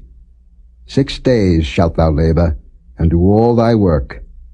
But the seventh day is the Sabbath of the Lord thy God. In it thou shalt not do any work, thou, nor thy son, nor thy daughter, thy manservant, nor thy maidservant, nor thy cattle, nor thy stranger that is within thy gates. For in 6 days the Lord made heaven and earth, the sea, and all that in them is, and rested the seventh day. Wherefore the Lord blessed the Sabbath day, and hallowed it. Honor thy father and thy mother, that thy days may be long upon the land which the Lord thy God giveth thee. Thou shalt not kill. Thou shalt not commit adultery. Thou shalt not steal. Thou shalt not bear false witness against thy neighbor. Thou shalt not covet thy neighbor's house. Thou shalt not covet thy neighbor's wife, nor his manservant, nor his maidservant, nor his ox, nor his ass, nor anything that is thy neighbor's. And all the people saw the thunderings, and the lightnings, and the noise of the trumpet, and the mountain smoking. And when the people saw it, they removed, and stood afar off. And they said unto Moses, Speak thou with us, and we will hear. But let not God speak with us, lest we die. And Moses said unto the people, Fear not, for God is come to prove you, and that his fear may be before your faces, that ye sin not. And the people stood afar off, and Moses drew near unto the thick darkness where God was. And the Lord said unto Moses, Thus thou shalt say unto the children of Israel, Ye have seen that I have talked with you from heaven. Ye shall not make with me gods of silver, neither shall ye make unto you gods of gold. An altar of earth thou shalt make unto me, and shalt sacrifice thereon thy burnt offerings, and thy peace offerings, thy sheep and thine oxen. In all places where I record my name, I will come unto thee, and I will bless thee. And if thou wilt make me an altar of stone, thou shalt not build it of hewn stone, for if thou lift up thy tool upon it, thou hast polluted it. Neither shalt thou go up by steps unto mine altar, that thy nakedness be not discovered thereon.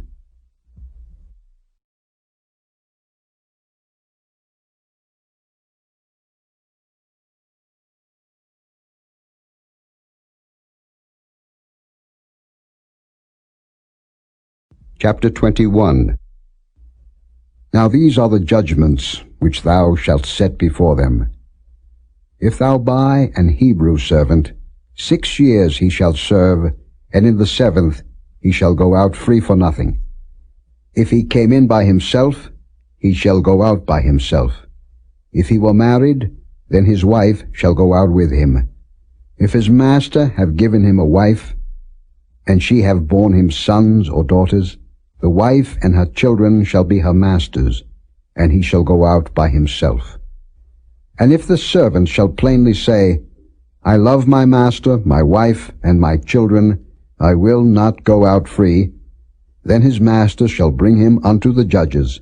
He shall also bring him to the door, or unto the door post, and his master shall bore his ear through with an awl, and he shall serve him forever. And if a man sell his daughter to be a maidservant, she shall not go out as the men servants do. If she please not her master, who hath betrothed her to himself, then shall he let her be redeemed. To sell her unto a strange nation he shall have no power, seeing he hath dealt deceitfully with her. And if he have betrothed her unto his son, he shall deal with her after the manner of daughters. If he take him another wife, her food, her raiment, and her duty of marriage shall he not diminish. And if he do not these 3 unto her, then shall she go out free without money. He that smiteth a man, so that he die, shall be surely put to death. And if a man lie not in wait, but God deliver him into his hand, then I will appoint thee a place whither he shall flee. But if a man come presumptuously upon his neighbor to slay him with guile, thou shalt take him from mine altar, that he may die. And he that smiteth his father or his mother shall be surely put to death. And he that stealeth a man, and selleth him, or if he be found in his hand, he shall surely be put to death. And he that curseth his father or his mother shall surely be put to death. And if men strive together, and one smite another with a stone, or with his fist, and he die not, but keepeth his bed, if he rise again, and walk abroad upon his staff, then shall he that smote him be quit. Only he shall pay for the loss of his time, and shall cause him to be thoroughly healed. And if a man smite his servant, or his maid with a rod, and he die under his hand, he shall be surely punished. Notwithstanding, if he continue a day or two, he shall not be punished, for he is his money. If men strive, and hurt a woman with child, so that her fruit depart from her, and yet no mischief follow, he shall be surely punished, according as the woman's husband will lay upon him, and he shall pay as the judges determine. And if any mischief follow, then thou shalt give life for life, eye for eye, tooth for tooth, hand for hand, foot for foot, burning for burning, wound for wound, stripe for stripe.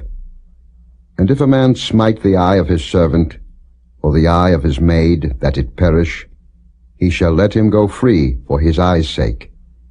And if he smite out his manservant's tooth, or his maidservant's tooth, he shall let him go free for his tooth's sake. If an ox gore a man or a woman, that they die, then the ox shall be surely stoned, and his flesh shall not be eaten, but the owner of the ox shall be quit. But if the ox were wont to push with his horn in time past, and it hath been testified to his owner, and he hath not kept him in, but that he hath killed a man or a woman, the ox shall be stoned, and his owner also shall be put to death. If there be laid on him a sum of money, then he shall give for the ransom of his life whatsoever is laid upon him. Whether he have gored a son, or have gored a daughter, according to this judgment shall it be done unto him. If the ox shall push a manservant or a maidservant, he shall give unto their master 30 shekels of silver, and the ox shall be stoned. And if a man shall open a pit, or if a man shall dig a pit, and not cover it, and an ox or an ass fall therein, the owner of the pit shall make it good, and give money unto the owner of them, and the dead beast shall be his. And if one man's ox hurt another's, that he die, then they shall sell the live ox, and divide the money of it, and the dead ox also they shall divide. Or if it be known that the ox hath used to push in time past, and his owner hath not kept him in, he shall surely pay ox for ox, and the dead shall be his own.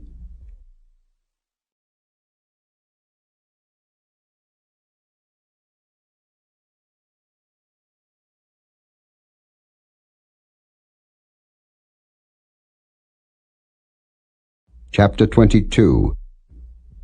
If a man shall steal an ox or a sheep, and kill it or sell it, he shall restore 5 oxen for an ox, and 4 sheep for a sheep. If a thief be found breaking up, and be smitten that he die, there shall no blood be shed for him. If the sun be risen upon him, there shall be blood shed for him, for he should make full restitution. If he have nothing, then he shall be sold for his theft. If the theft be certainly found in his hand alive, whether it be ox or ass or sheep, he shall restore double. If a man shall cause a field or vineyard to be eaten, and shall put in his beast, and shall feed in another man's field, of the best of his own field, and of the best of his own vineyard, shall he make restitution. If fire break out, and catch in thorns, so that the stacks of corn, or the standing corn, or the field be consumed therewith, he that kindled the fire shall surely make restitution. If a man shall deliver unto his neighbor money or stuff to keep, and it be stolen out of the man's house, if the thief be found, let him pay double. If the thief be not found, then the master of the house shall be brought unto the judges, to see whether he have put his hand unto his neighbor's goods. For all manner of trespass, whether it be for ox, for ass, for sheep, for raiment, or for any manner of lost thing, which another challengeth to be his, the cause of both parties shall come before the judges, and whom the judges shall condemn, he shall pay double unto his neighbor. If a man deliver unto his neighbor an ass, or an ox, or a sheep, or any beast to keep, and it die, or be hurt, or driven away, no man seeing it, then shall an oath of the Lord be between them both, that he hath not put his hand unto his neighbor's goods, and the owner of it shall accept thereof, and he shall not make it good. And if it be stolen from him, he shall make restitution unto the owner thereof. If it be torn in pieces, then let him bring it for witness, and he shall not make good that which was torn. And if a man borrow aught of his neighbor, and it be hurt or die, the owner thereof being not with it, he shall surely make it good. But if the owner thereof be with it, he shall not make it good. If it be an hired thing, it came for his hire. And if a man entice a maid that is not betrothed, and lie with her, he shall surely endow her to be his wife. If her father utterly refuse to give her unto him, he shall pay money according to the dowry of virgins. Thou shalt not suffer a witch to live. Whosoever lieth with a beast shall surely be put to death.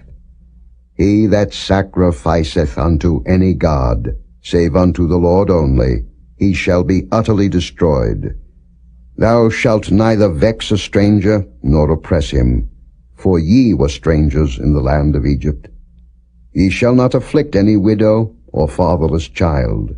If thou afflict them in any wise, and they cry at all unto me, I will surely hear their cry, and my wrath shall wax hot, and I will kill you with the sword, and your wives shall be widows, and your children fatherless. If thou lend money to any of my people that is poor by thee, thou shalt not be to him as an usurer, neither shalt thou lay upon him usury. If thou at all take thy neighbor's raiment to pledge, thou shalt deliver it unto him by that the sun goeth down. For that is his covering only, it is his raiment for his skin, wherein shall he sleep? And it shall come to pass, when he crieth unto me, that I will hear, for I am gracious. Thou shalt not revile the gods, nor curse the ruler of thy people. Thou shalt not delay to offer the first of thy ripe fruits, and of thy liquors, the firstborn of thy sons shalt thou give unto me. Likewise shalt thou do with thine oxen, and with thy sheep. 7 days it shall be with his dam. On the 8th day thou shalt give it me. And ye shall be holy men unto me. Neither shall ye eat any flesh that is torn of beasts in the field. Ye shall cast it to the dogs.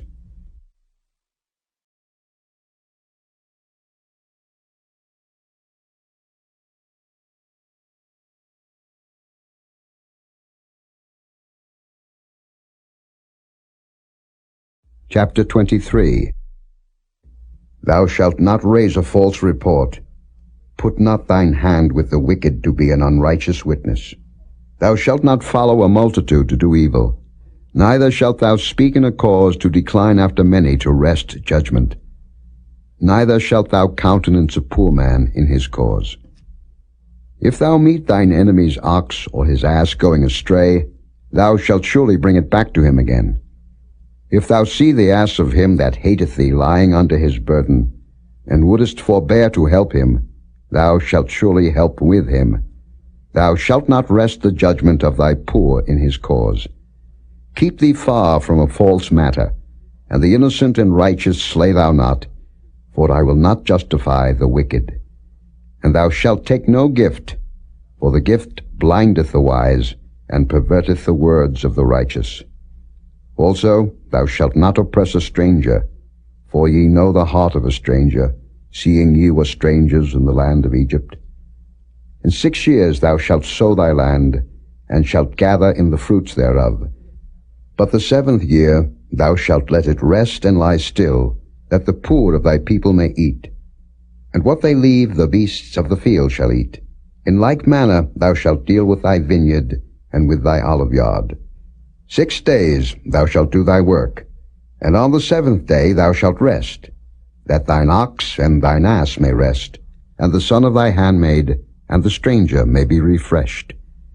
And in all things that I have said unto you be circumspect, and make no mention of the name of other gods, neither let it be heard out of thy mouth. 3 times thou shalt keep a feast unto me in the year. Thou shalt keep the feast of unleavened bread. Thou shalt eat unleavened bread 7 days, as I commanded thee, in the time appointed of the month Abib. For in it thou camest out from Egypt, and none shall appear before me empty. And the feast of harvest, the first fruits of thy labors, which thou hast sown in the field, and the feast of ingathering, which is in the end of the year, when thou hast gathered in thy labors out of the field. 3 times in the year all thy males shall appear before the Lord God. Thou shalt not offer the blood of my sacrifice with leavened bread, neither shall the fat of my sacrifice remain until the morning. The first of the first fruits of thy land thou shalt bring into the house of the Lord thy God. Thou shalt not seethe a kid in his mother's milk. Behold, I send an angel before thee, to keep thee in the way, and to bring thee into the place which I have prepared. Beware of him, and obey his voice. Provoke him not, for he will not pardon your transgressions, for my name is in him. But if thou shalt indeed obey his voice, and do all that I speak, then I will be an enemy unto thine enemies, and an adversary unto thine adversaries. For mine angel shall go before thee, and bring thee in unto the Amorites, and the Hittites, and the Perizzites, and the Canaanites, and the Hivites, and the Jebusites, and I will cut them off.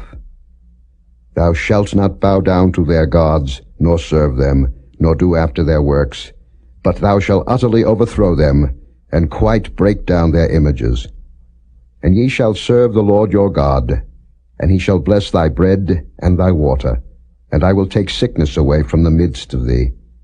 There shall nothing cast their young, nor be barren in thy land. The number of thy days I will fulfill. I will send my fear before thee, and will destroy all the people to whom thou shalt come, and I will make all thine enemies turn their backs unto thee. And I will send hornets before thee, which shall drive out the Hivite, the Canaanite, and the Hittite from before thee. I will not drive them out from before thee in 1 year, lest the land become desolate, and the beast of the field multiply against thee. By little and little I will drive them out from before thee, until thou be increased, and inherit the land. And I will set thy bounds from the Red Sea even unto the sea of the Philistines, and from the desert unto the river. For I will deliver the inhabitants of the land into your hand, and thou shalt drive them out before thee. Thou shalt make no covenant with them, nor with their gods. They shall not dwell in thy land, lest they make thee sin against me. For if thou serve their gods, it will surely be a snare unto thee.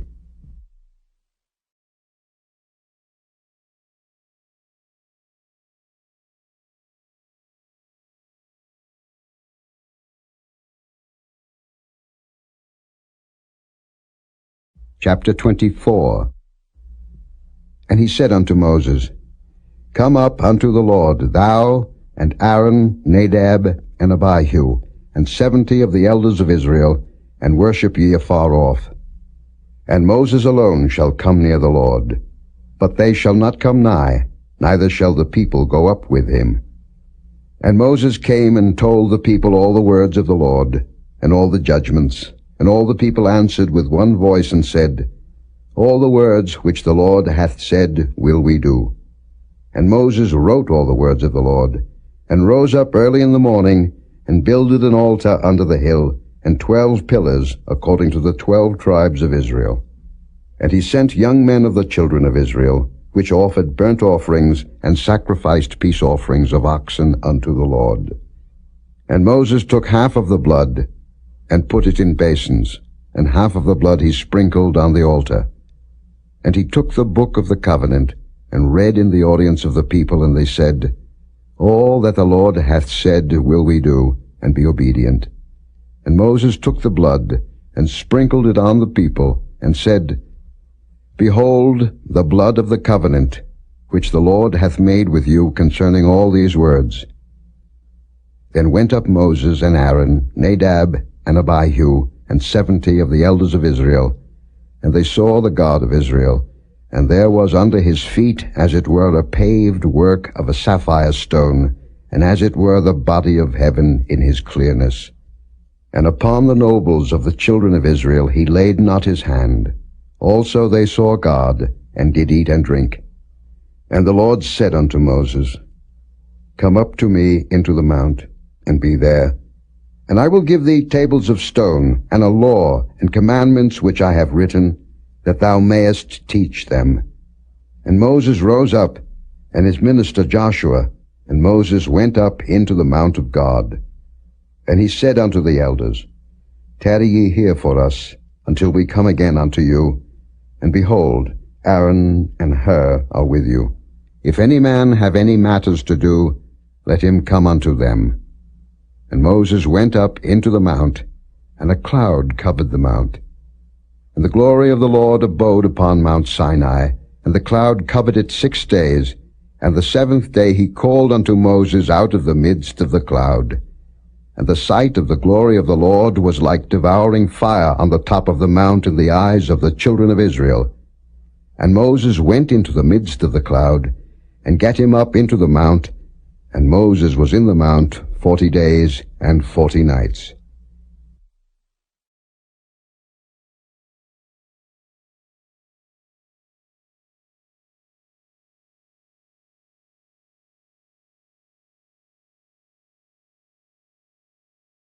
Chapter 25. And the Lord spake unto Moses, saying, Speak unto the children of Israel, that they bring me an offering. Of every man that giveth it willingly with his heart ye shall take my offering. And this is the offering which ye shall take of them, gold, and silver, and brass, and blue, and purple, and scarlet, and fine linen, and goat's hair, and rams' skins dyed red, and badgers' skins, and shittim wood, oil for the light, spices for anointing oil, and for sweet incense, onyx stones, and stones to be set in the ephod, and in the breastplate. And let them make me a sanctuary, that I may dwell among them. According to all that I show thee, after the pattern of the tabernacle, and the pattern of all the instruments thereof, even so shall ye make it. And they shall make an ark of shittim wood. 2 cubits and a half shall be the length thereof, and 1 cubit and a half the breadth thereof, and 1 cubit and a half the height thereof. And thou shalt overlay it with pure gold. Within and without shalt thou overlay it, and shalt make upon it a crown of gold round about. And thou shalt cast 4 rings of gold for it, and put them in the 4 corners thereof. And 2 rings shall be in the one side of it, and 2 rings in the other side of it. And thou shalt make staves of shittim wood, and overlay them with gold. And thou shalt put the staves into the rings by the sides of the ark, that the ark may be borne with them. The staves shall be in the rings of the ark, they shall not be taken from it. And thou shalt put into the ark the testimony which I shall give thee. And thou shalt make a mercy seat of pure gold. 2 cubits and a half shall be the length thereof, and 1 cubit and a half the breadth thereof. And thou shalt make 2 cherubims of gold. Of beaten work shalt thou make them in the 2 ends of the mercy seat. And make 1 cherub on the one end, and the other cherub on the other end. Even of the mercy seat shall ye make the cherubims on the 2 ends thereof.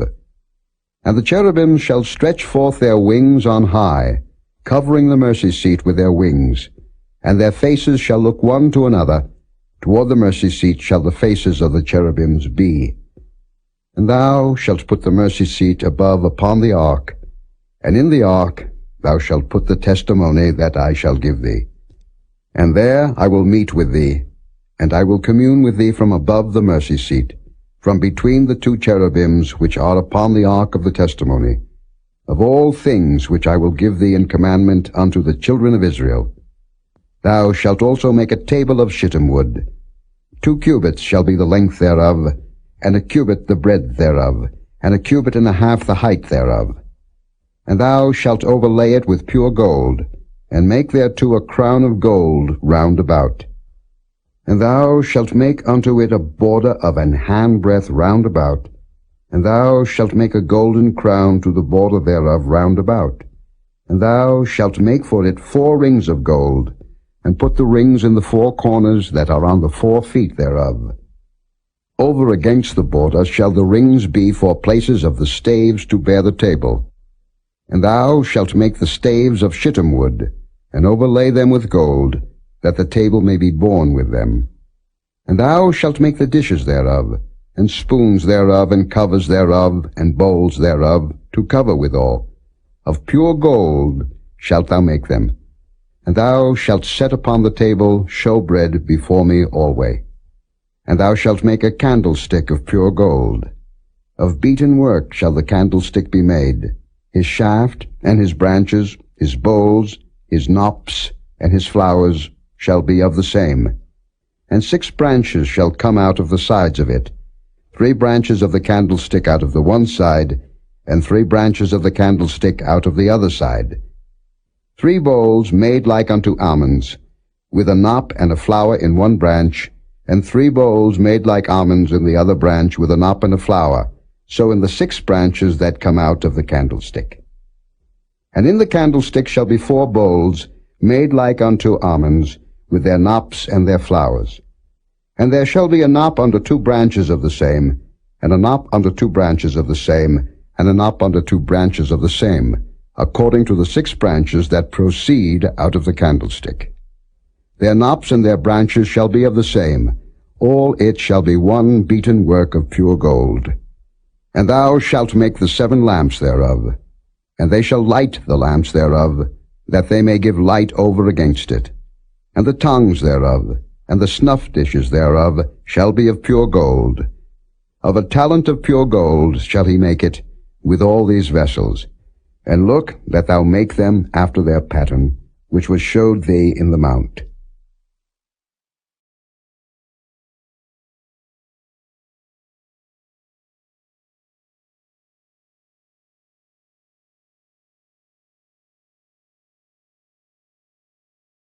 Chapter 26. Moreover, thou shalt make the tabernacle with 10 curtains of fine twined linen, and blue and purple and scarlet. With cherubims of cunning work shalt thou make them. The length of one curtain shall be 28 cubits, and the breadth of one curtain 4 cubits, and every one of the curtains shall have one measure. The 5 curtains shall be coupled together one to another, and other 5 curtains shall be coupled one to another. And thou shalt make loops of blue upon the edge of the one curtain from the selvage in the coupling. And likewise shalt thou make in the uttermost edge of another curtain in the coupling of the second. 50 loops shalt thou make in the one curtain, and 50 loops shalt thou make in the edge of the curtain that is in the coupling of the second, that the loops may take hold one of another. And thou shalt make 50 taches of gold, and couple the curtains together with the taches, and it shall be one tabernacle. And thou shalt make curtains of goat's hair to be a covering upon the tabernacle. 11 curtains shalt thou make. The length of one curtain shall be 30 cubits, and the breadth of one curtain 4 cubits. And the 11 curtains shall be all of one measure. And thou shalt couple 5 curtains by themselves, and 6 curtains by themselves, and shalt double the 6th curtain in the forefront of the tabernacle. And thou shalt make 50 loops on the edge of the one curtain that is outmost in the coupling, and 50 loops in the edge of the curtain which coupleth the second. And thou shalt make 50 taches of brass, and put the taches into the loops, and couple the tent together, that it may be one. And the remnant that remaineth of the curtains of the tent, the half curtain that remaineth, shall hang over the backside of the tabernacle, and a cubit on the one side, and a cubit on the other side of that which remaineth in the length of the curtains of the tent. It shall hang over the sides of the tabernacle on this side and on that side, to cover it. And thou shalt make a covering for the tent of rams' skins dyed red, and a covering above of badgers' skins.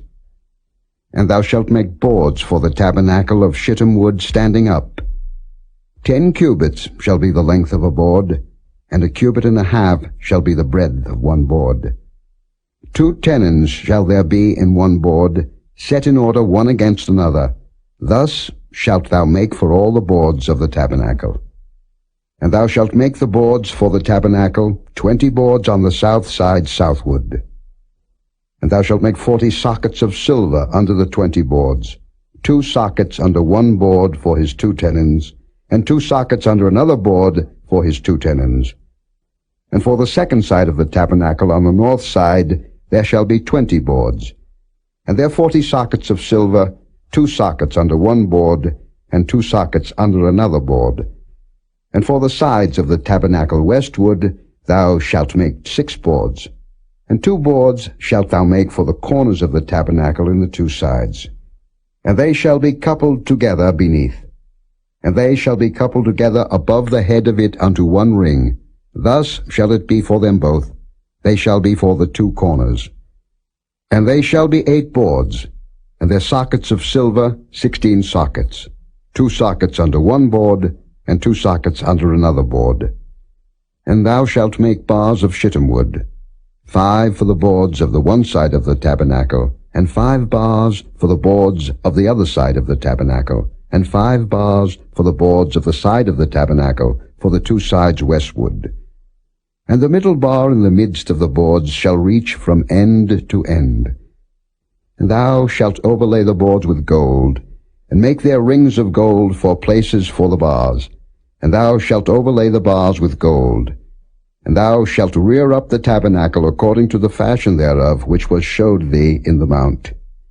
And thou shalt make a veil of blue, and purple, and scarlet, and fine twined linen of cunning work. With cherubims shall it be made. And thou shalt hang it upon 4 pillars of shittim wood overlaid with gold. Their hooks shall be of gold upon the 4 sockets of silver. And thou shalt hang up the veil under the taches, that thou mayest bring in thither within the veil the ark of the testimony. And the veil shall divide unto you between the holy place and the most holy. And thou shalt put the mercy seat upon the ark of the testimony in the most holy place. And thou shalt set the table without the veil, and the candlestick over against the table on the side of the tabernacle toward the south. And thou shalt put the table on the north side. And thou shalt make an hanging for the door of the tent, of blue, and purple, and scarlet, and fine twined linen, wrought with needlework. And thou shalt make for the hanging 5 pillars of shittim wood, and overlay them with gold, and their hooks shall be of gold, and thou shalt cast 5 sockets of brass for them.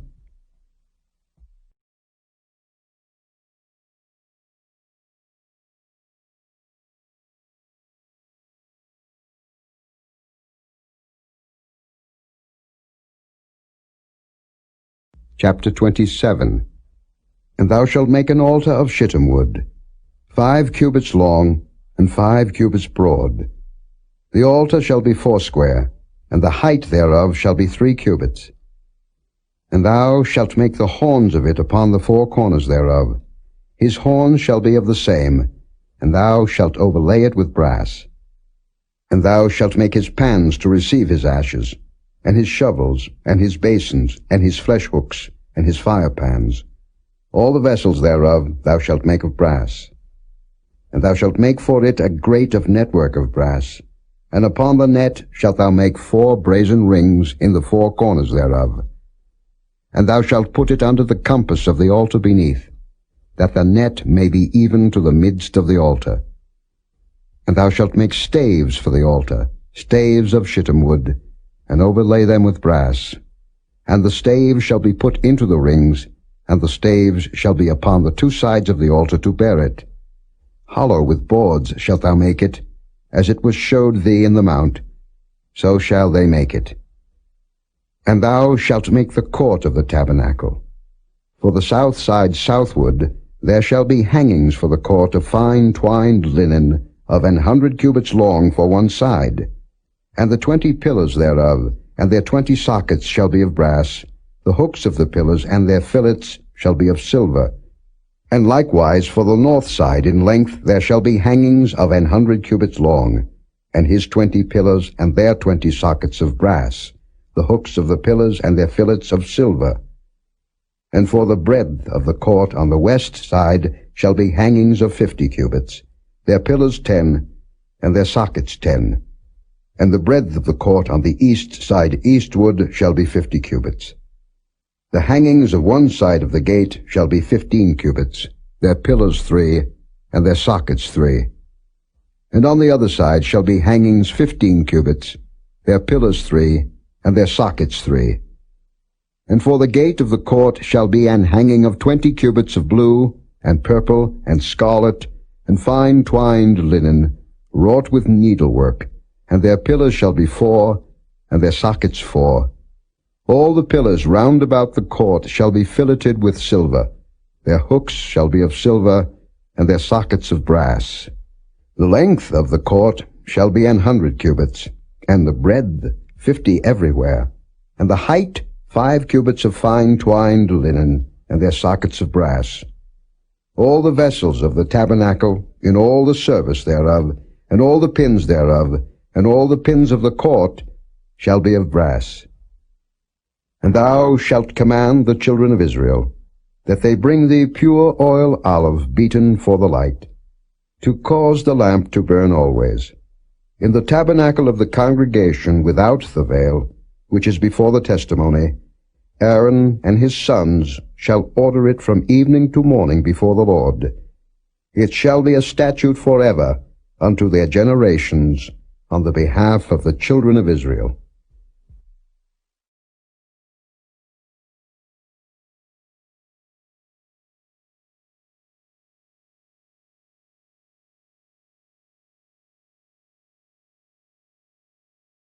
Chapter 28.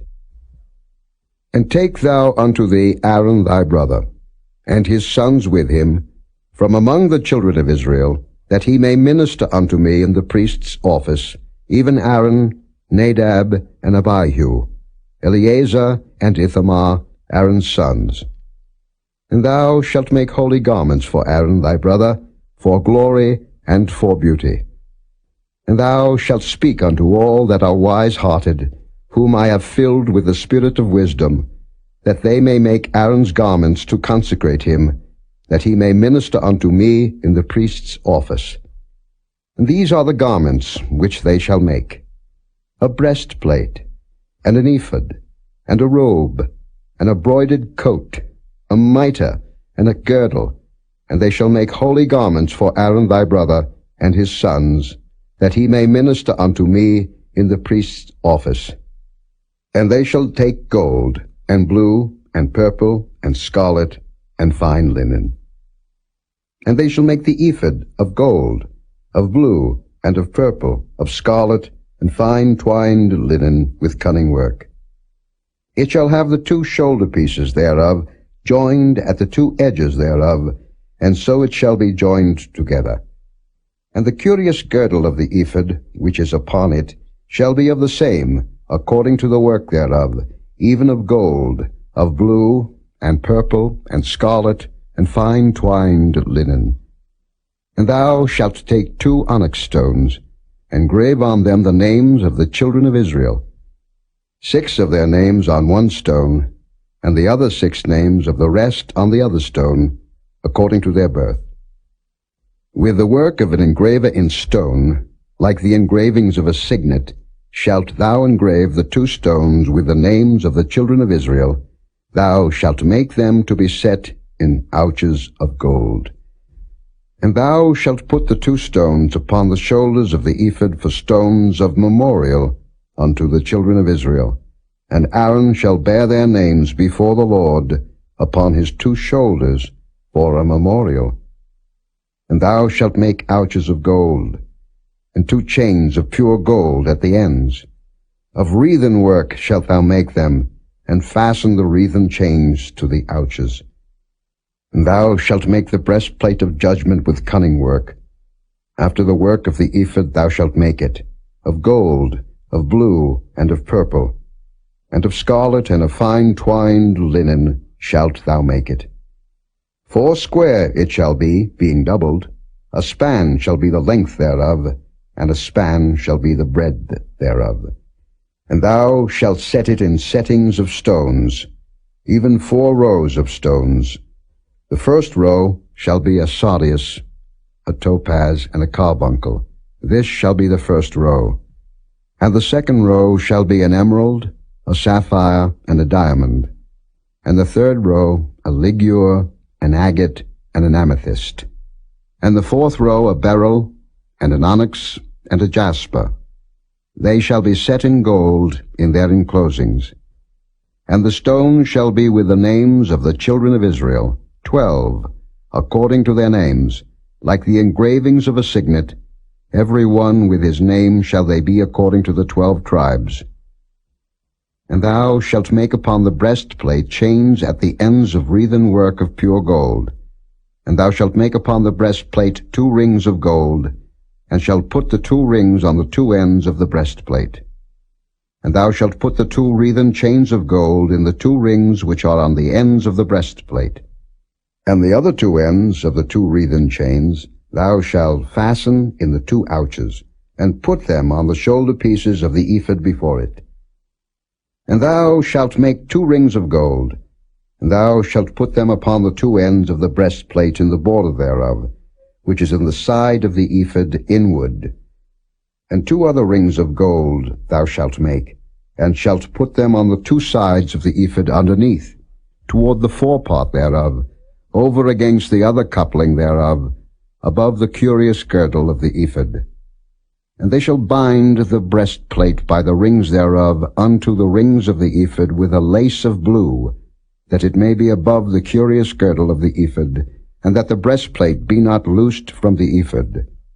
And Aaron shall bear the names of the children of Israel in the breastplate of judgment upon his heart, when he goeth in unto the holy place, for a memorial before the Lord continually. And thou shalt put in the breastplate of judgment the Urim and the Thummim, and they shall be upon Aaron's heart, when he goeth in before the Lord. And Aaron shall bear the judgment of the children of Israel upon his heart before the Lord continually. And thou shalt make the robe of the ephod all of blue. And there shall be an hole in the top of it, in the midst thereof. It shall have a binding of woven work round about the whole of it, as it were the hole of an habergeon, that it be not rent. And beneath upon the hem of it thou shalt make pomegranates of blue, and of purple, and of scarlet, round about the hem thereof, and bells of gold between them round about. A golden bell and a pomegranate, a golden bell and a pomegranate upon the hem of the robe round about. And it shall be upon Aaron to minister, and his sound shall be heard when he goeth in unto the holy place before the Lord, and when he cometh out, that he die not. And thou shalt make a plate of pure gold, engrave upon it, like the engravings of a signet, Holiness to the Lord. And thou shalt put it on a blue lace, that it may be upon the mitre, upon the forefront of the mitre it shall be. And it shall be upon Aaron's forehead, that Aaron may bear the iniquity of the holy things, which the children of Israel shall hallow in all their holy gifts. And it shall be always upon his forehead, that they may be accepted before the Lord. And thou shalt embroider the coat of fine linen, and thou shalt make the mitre of fine linen, and thou shalt make the girdle of needlework. And for Aaron's sons thou shalt make coats, and thou shalt make for them girdles, and bonnets shalt thou make for them, for glory and for beauty. And thou shalt put them upon Aaron thy brother, and his sons with him, and shalt anoint them, and consecrate them, and sanctify them, that they may minister unto me in the priest's office. And thou shalt make them linen breeches to cover their nakedness. From the loins even unto the thighs they shall reach. And they shall be upon Aaron and upon his sons, when they come in unto the tabernacle of the congregation, or when they come near unto the altar to minister in the holy place, that they bear not iniquity and die. It shall be a statute forever unto him and his seed after him.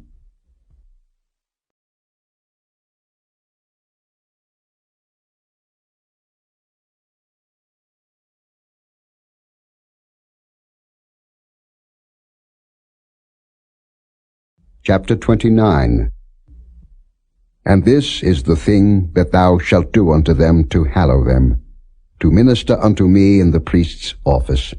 Take 1 young bullock, and 2 rams without blemish, and unleavened bread, and cakes unleavened, tempered with oil, and wafers unleavened, anointed with oil. Of wheaten flour shalt thou make them. And thou shalt put them into 1 basket, and bring them in the basket, with the bullock and the 2 rams. And Aaron and his sons thou shalt bring unto the door of the tabernacle of the congregation, and shalt wash them with water.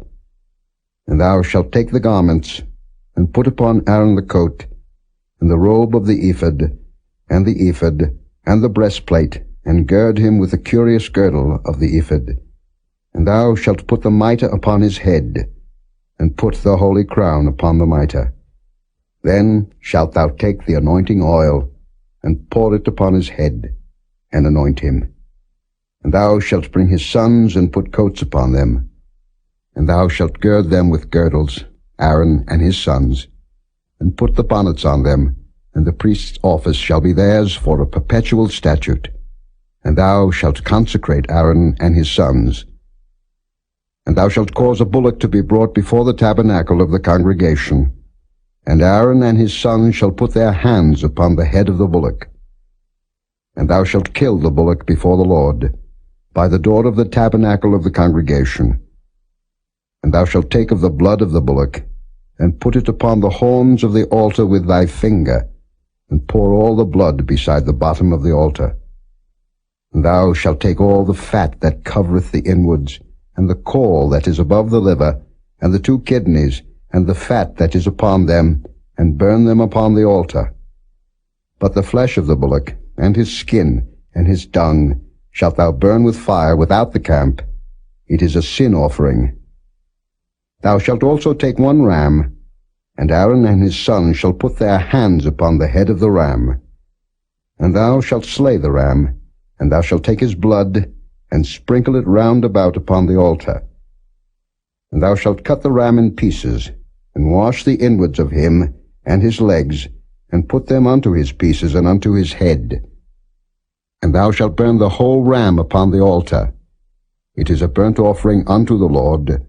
It is a sweet savour, an offering made by fire unto the Lord. And thou shalt take the other ram, and Aaron and his sons shall put their hands upon the head of the ram. Then shalt thou kill the ram, and take of his blood, and put it upon the tip of the right ear of Aaron, and upon the tip of the right ear of his sons, and upon the thumb of their right hand, and upon the great toe of their right foot, and sprinkle the blood upon the altar round about. And thou shalt take of the blood that is upon the altar, and of the anointing oil, and sprinkle it upon Aaron, and upon his garments, and upon his sons, and upon the garments of his sons with him, and he shall be hallowed, and his garments, and his sons' garments with him. Also thou shalt take of the ram the fat and the rump, and the fat that covereth the inwards, and the caul above the liver, and the 2 kidneys, and the fat that is upon them, and the right shoulder, for it is a ram of consecration, and 1 loaf of bread, and 1 cake of oiled bread, and 1 wafer out of the basket of the unleavened bread that is before the Lord. And thou shalt put all in the hands of Aaron, and in the hands of his sons, and shalt wave them for a wave offering before the Lord. And thou shalt receive them of their hands, and burn them upon the altar for a burnt offering, for a sweet savour before the Lord. It is an offering made by fire unto the Lord.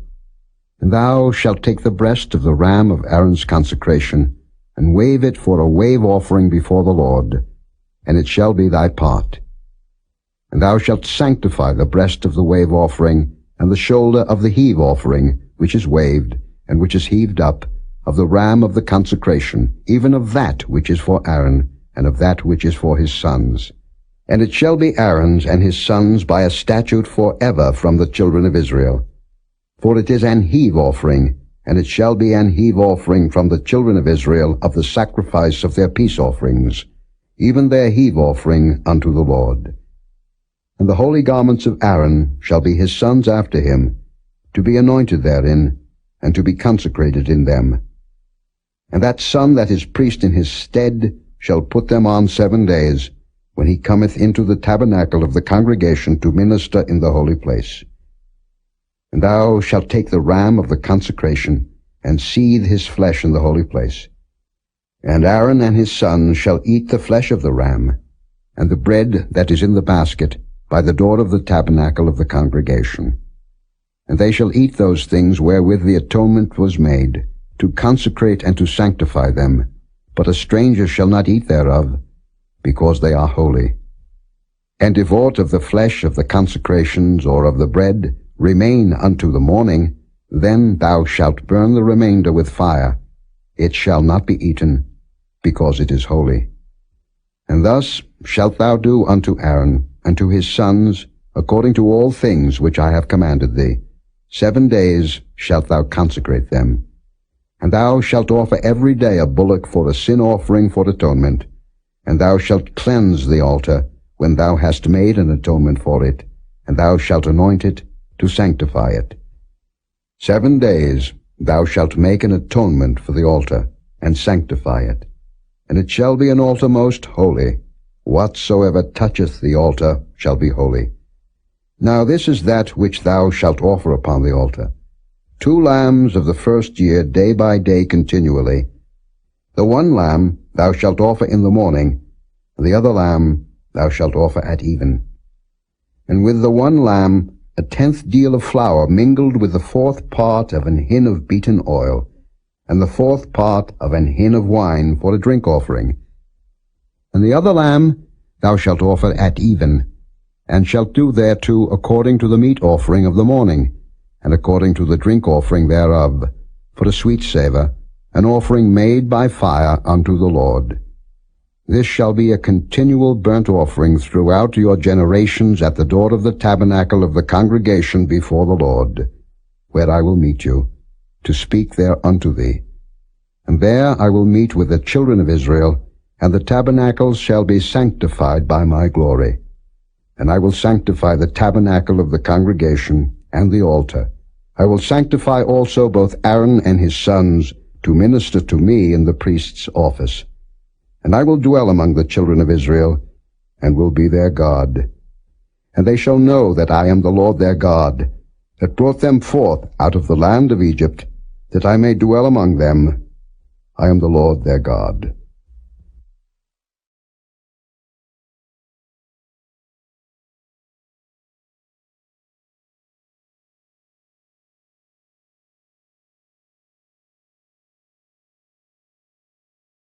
Chapter 30. And thou shalt make an altar to burn incense upon. Of shittim wood shalt thou make it. A cubit shall be the length thereof, and a cubit the breadth thereof. 4 square shall it be, and 2 cubits shall be the height thereof. The horns thereof shall be of the same. And thou shalt overlay it with pure gold, the top thereof, and the sides thereof round about, and the horns thereof, and thou shalt make unto it a crown of gold round about. And 2 golden rings shalt thou make to it under the crown of it, by the 2 corners thereof. Upon the 2 sides of it shalt thou make it, and they shall be for places for the staves to bear it withal. And thou shalt make the staves of shittim wood, and overlay them with gold. And thou shalt put it before the veil that is by the ark of the testimony, before the mercy seat that is over the testimony, where I will meet with thee. And Aaron shall burn thereon sweet incense every morning. When he dresseth the lamps, he shall burn incense upon it. And when Aaron lighteth the lamps at even, he shall burn incense upon it, a perpetual incense before the Lord throughout your generations. Ye shall offer no strange incense thereon, nor burnt sacrifice, nor meat offering, neither shall ye pour drink offering thereon. And Aaron shall make an atonement upon the horns of it once in a year with the blood of the sin offering of atonements. Once in the year shall he make atonement upon it throughout your generations. It is most holy unto the Lord. And the Lord spake unto Moses, saying, When thou takest the sum of the children of Israel after their number, then shall they give every man a ransom for his soul unto the Lord when thou numberest them, that there be no plague among them when thou numberest them. This they shall give, every one that passeth among them that are numbered, half a shekel after the shekel of the sanctuary. A shekel is 20 gerahs, and half shekel shall be the offering of the Lord. Every one that passeth among them that are numbered, from 20 years old and above, shall give an offering unto the Lord. The rich shall not give more, and the poor shall not give less than half a shekel, when they give an offering unto the Lord, to make an atonement for your souls. And thou shalt take the atonement money of the children of Israel, and shalt appoint it for the service of the tabernacle of the congregation, that it may be a memorial unto the children of Israel before the Lord, to make an atonement for your souls. And the Lord spake unto Moses, saying, Thou shalt also make a laver of brass, and his foot also of brass, to wash withal. And thou shalt put it between the tabernacle of the congregation and the altar, and thou shalt put water therein. For Aaron and his sons shall wash their hands and their feet thereat. When they go into the tabernacle of the congregation, they shall wash with water, that they die not. Or when they come near to the altar to minister, to burn offering made by fire unto the Lord. So they shall wash their hands and their feet, that they die not. And it shall be a statute forever to them, even to him and to his seed throughout their generations. Moreover, the Lord spake unto Moses, saying, Take thou also unto thee principal spices, of pure myrrh 500 shekels, and of sweet cinnamon half so much, even 250 shekels, and of sweet calamus 250 shekels, and of cassia 500 shekels, after the shekel of the sanctuary, and of oil olive and hin. And thou shalt make it an oil of holy ointment, an ointment compound after the art of the apothecary. It shall be an holy anointing oil. And thou shalt anoint the tabernacle of the congregation therewith, and the ark of the testimony, and the table and all his vessels, and the candlestick and his vessels, and the altar of incense, and the altar of burnt offering with all his vessels, and the laver and his foot. And thou shalt sanctify them, that they may be most holy.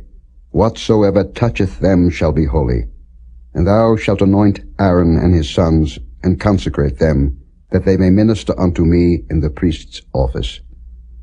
And thou shalt speak unto the children of Israel, saying, This shall be an holy anointing oil unto me throughout your generations.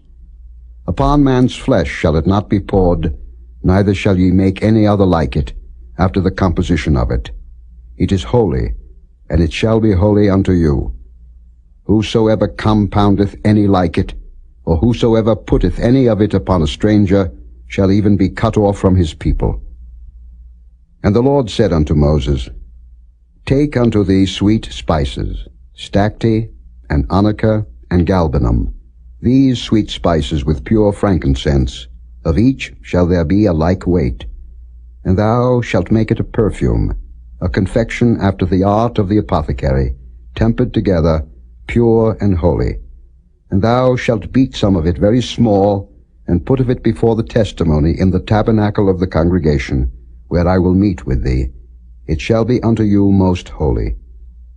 And as for the perfume which thou shalt make, ye shall not make to yourselves according to the composition thereof. It shall be unto thee holy for the Lord. Whosoever shall make like unto that, to smell thereto, shall even be cut off from his people.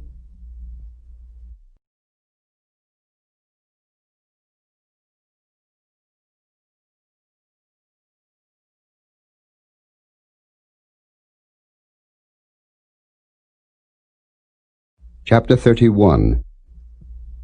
And the Lord spake unto Moses, saying, See, I have called by name Bezaleel, the son of Uri, the son of Hur, of the tribe of Judah. And I have filled him with the Spirit of God, in wisdom, and in understanding, and in knowledge, and in all manner of workmanship, to devise cunning works, to work in gold, and in silver, and in brass, and in cutting of stones, to set them, and in carving of timber, to work in all manner of workmanship. And I, behold, I have given with him Aholiab, the son of Ahisamach, of the tribe of Dan, and in the hearts of all that are wise-hearted I have put wisdom, that they may make all that I have commanded thee. The tabernacle of the congregation, and the ark of the testimony, and the mercy seat that is thereupon, and all the furniture of the tabernacle, and the table and his furniture, and the pure candlestick with all his furniture, and the altar of incense, and the altar of burnt offering with all his furniture, and the laver and his foot, and the cloths of service, and the holy garments for Aaron the priest, and the garments of his sons, to minister in the priest's office, and the anointing oil, and sweet incense for the holy place, according to all that I have commanded thee shall they do. And the Lord spake unto Moses, saying, Speak thou also unto the children of Israel, saying, Verily my Sabbaths ye shall keep, for it is a sign between me and you throughout your generations, that ye may know that I am the Lord that doth sanctify you. Ye shall keep the Sabbath therefore, for it is holy unto you. Every one that defileth it shall surely be put to death. For whosoever doeth any work therein, that soul shall be cut off from among his people. 6 days may work be done, but in the 7th is the Sabbath of rest, holy to the Lord. Whosoever doeth any work in the Sabbath day, he shall surely be put to death. Wherefore the children of Israel shall keep the Sabbath, to observe the Sabbath throughout their generations, for a perpetual covenant. It is a sign between me and the children of Israel forever. For in 6 days the Lord made heaven and earth, and on the 7th day he rested, and was refreshed. And he gave unto Moses, when he had made an end of communing with him upon Mount Sinai, 2 tables of testimony, tables of stone, written with the finger of God.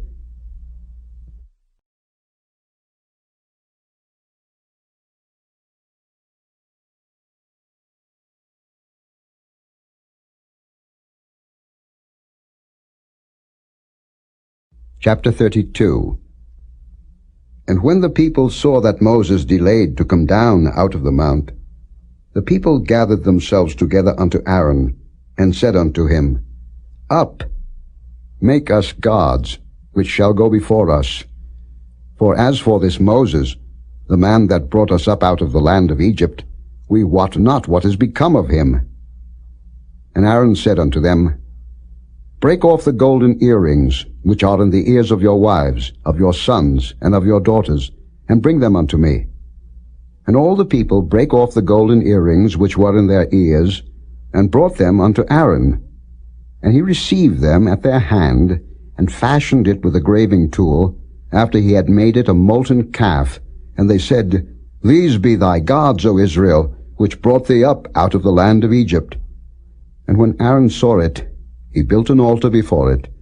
And Aaron made proclamation and said, Tomorrow is a feast to the Lord. And they rose up early on the morrow, and offered burnt offerings, and brought peace offerings. And the people sat down to eat and to drink, and rose up to play.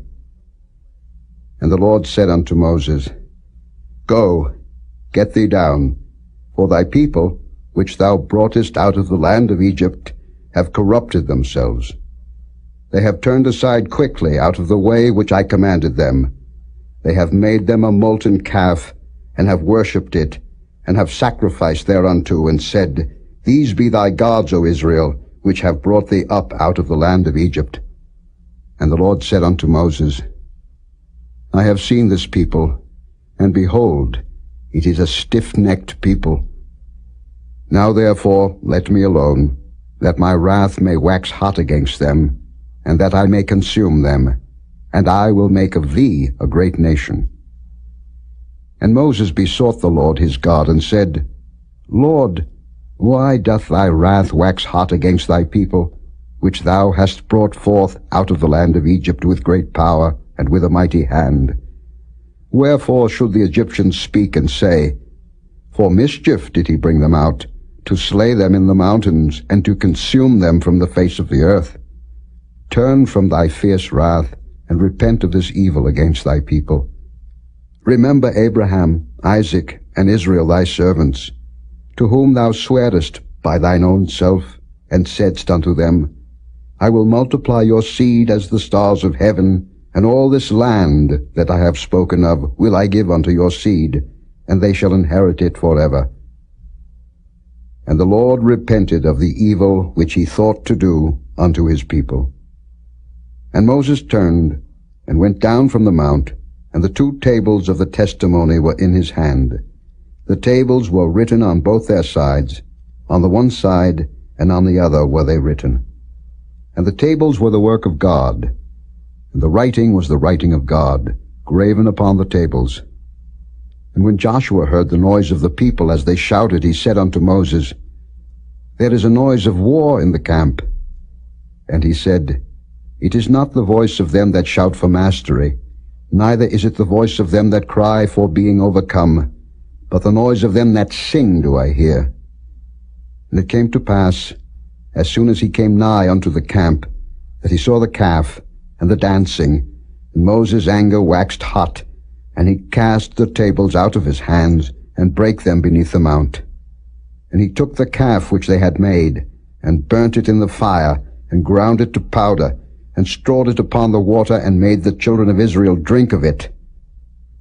And Moses said unto Aaron, What did this people unto thee, that thou hast brought so great a sin upon them?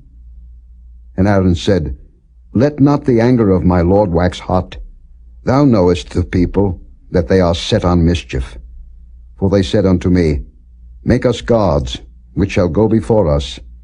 For as for this Moses, the man that brought us up out of the land of Egypt, we wot not what is become of him. And I said unto them, Whosoever hath any gold, let him break it off. So they gave it me. Then I cast it into the fire, and there came out this calf. And when Moses saw that the people were naked, for Aaron had made them naked unto their shame among their enemies, then Moses stood in the gate of the camp and said, Who is on the Lord's side? Let him come unto me. And all the sons of Levi gathered themselves together unto him. And he said unto them, Thus said the Lord God of Israel, Put every man his sword by his side, and go in and out from gate to gate throughout the camp, and slay every man his brother, and every man his companion, and every man his neighbor. And the children of Levi did according to the word of Moses, and there fell of the people that day about 3,000 men. For Moses had said, Consecrate yourselves today to the Lord, even every man upon his son and upon his brother, that he may bestow upon you a blessing this day. And it came to pass on the morrow that Moses said unto the people, Ye have sinned a great sin, and now I will go up unto the Lord, peradventure I shall make an atonement for your sin. And Moses returned unto the Lord and said, O this people have sinned a great sin, and have made them gods of gold. Yet now, if thou wilt forgive their sin, and if not, blot me, I pray thee, out of thy book which thou hast written. And the Lord said unto Moses, Whosoever hath sinned against me, him will I blot out of my book. Therefore now go, lead the people unto the place of which I have spoken unto thee. Behold, mine angel shall go before thee. Nevertheless in the day when I will visit their sin upon them. And the Lord plagued the people, because they made the calf which Aaron made.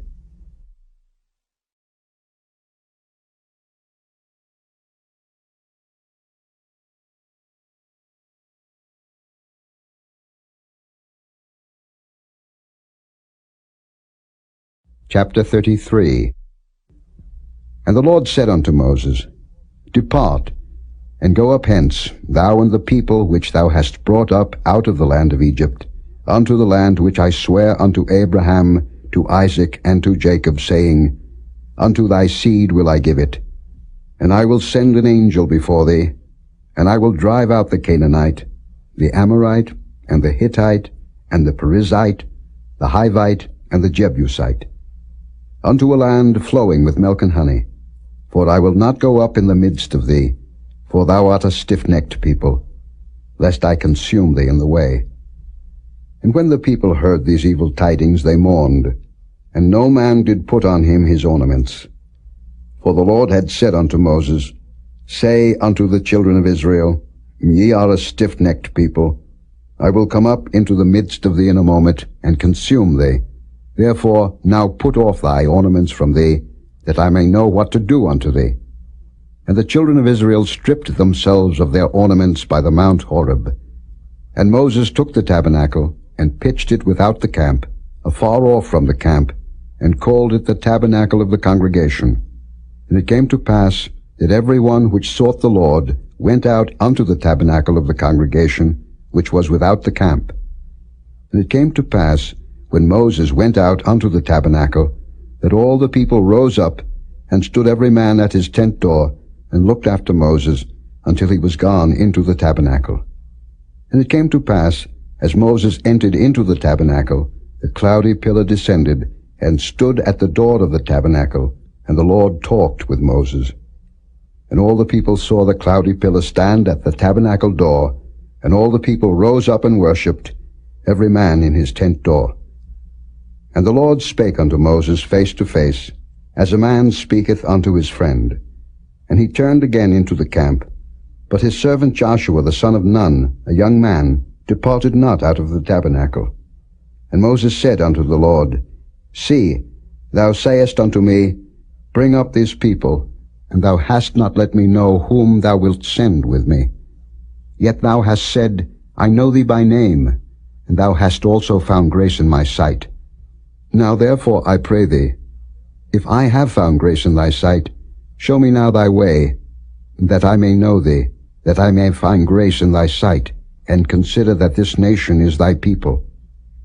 And he said, My presence shall go with thee, and I will give thee rest.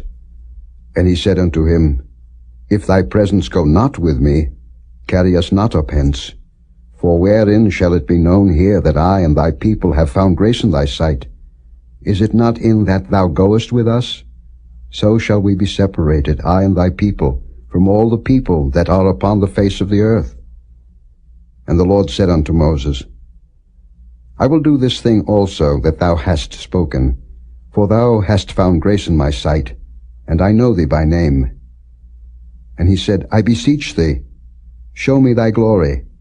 And he said, I will make all my goodness pass before thee, and I will proclaim the name of the Lord before thee, and will be gracious to whom I will be gracious, and will show mercy on whom I will show mercy.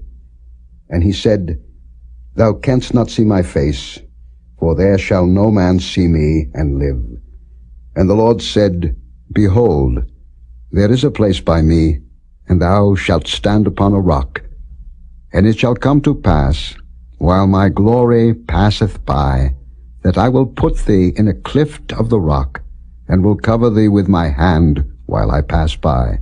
And I will take away mine hand, and thou shalt see my back parts, but my face shall not be seen.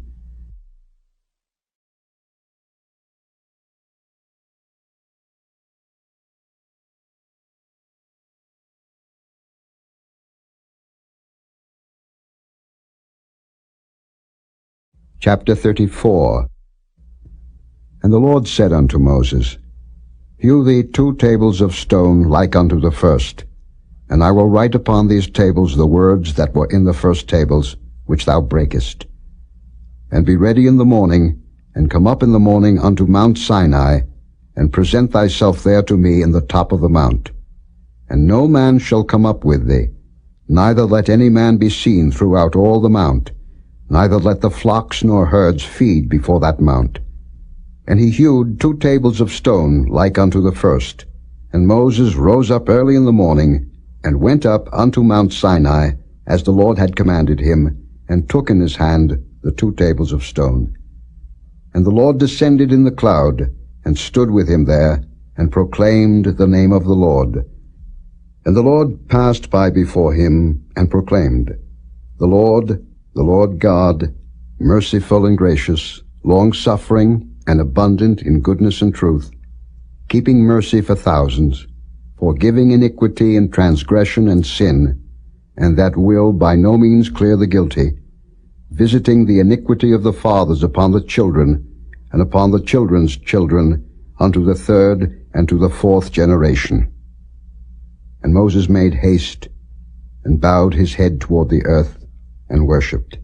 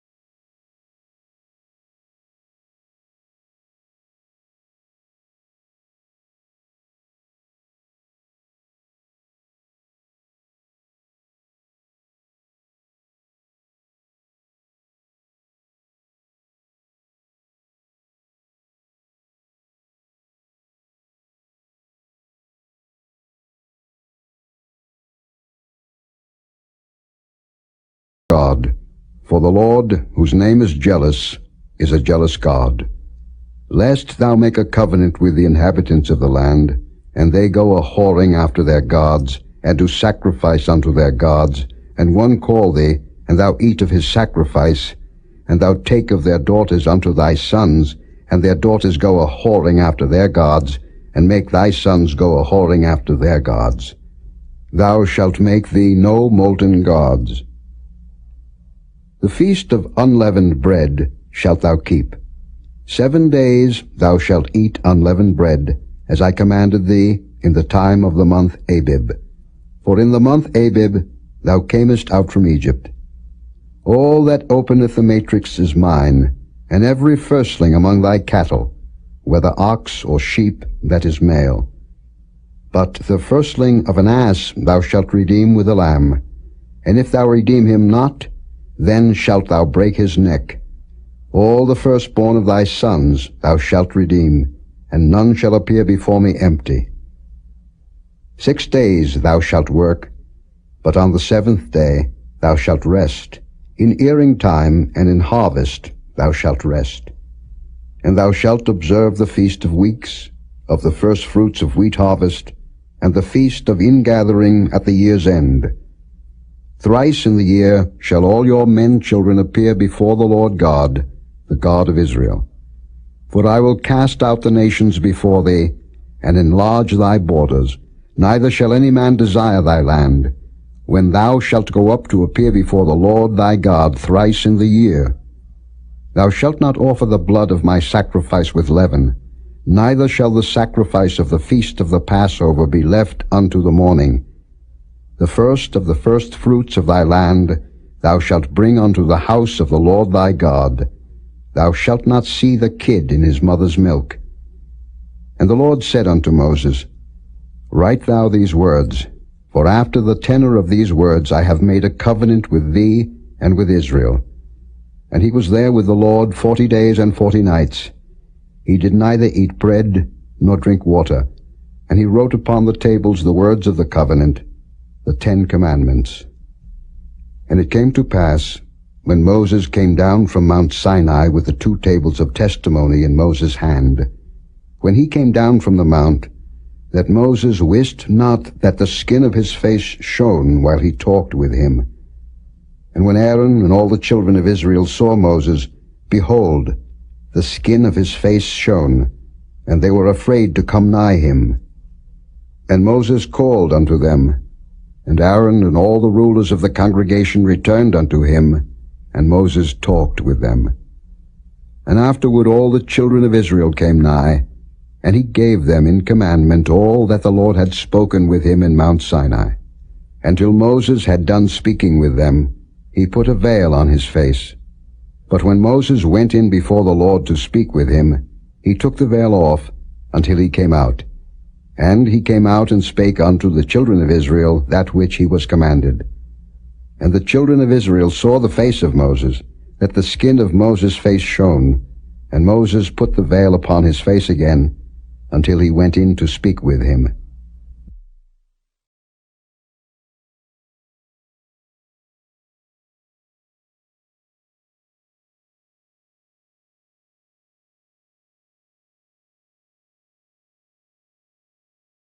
Chapter 35.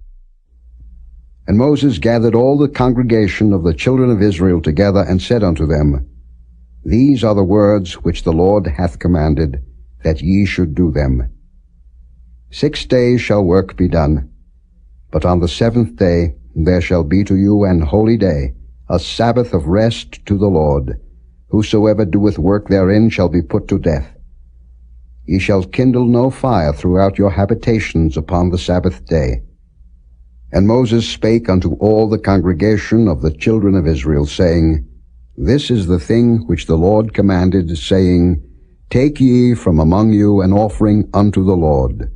Whosoever is of a willing heart, let him bring it, an offering of the Lord, gold and silver and brass, and blue and purple and scarlet and fine linen, and goat's hair, and ram's skins dyed red, and badger's skins, and shittim wood, and oil for the light, and spices for anointing oil, and for the sweet incense, and onyx stones, and stones to be set for the ephod, and for the breastplate. And every wise-hearted among you shall come, and make all that the Lord hath commanded. The tabernacle, his tent, and his covering, his taches, and his boards, his bars, his pillars, and his sockets.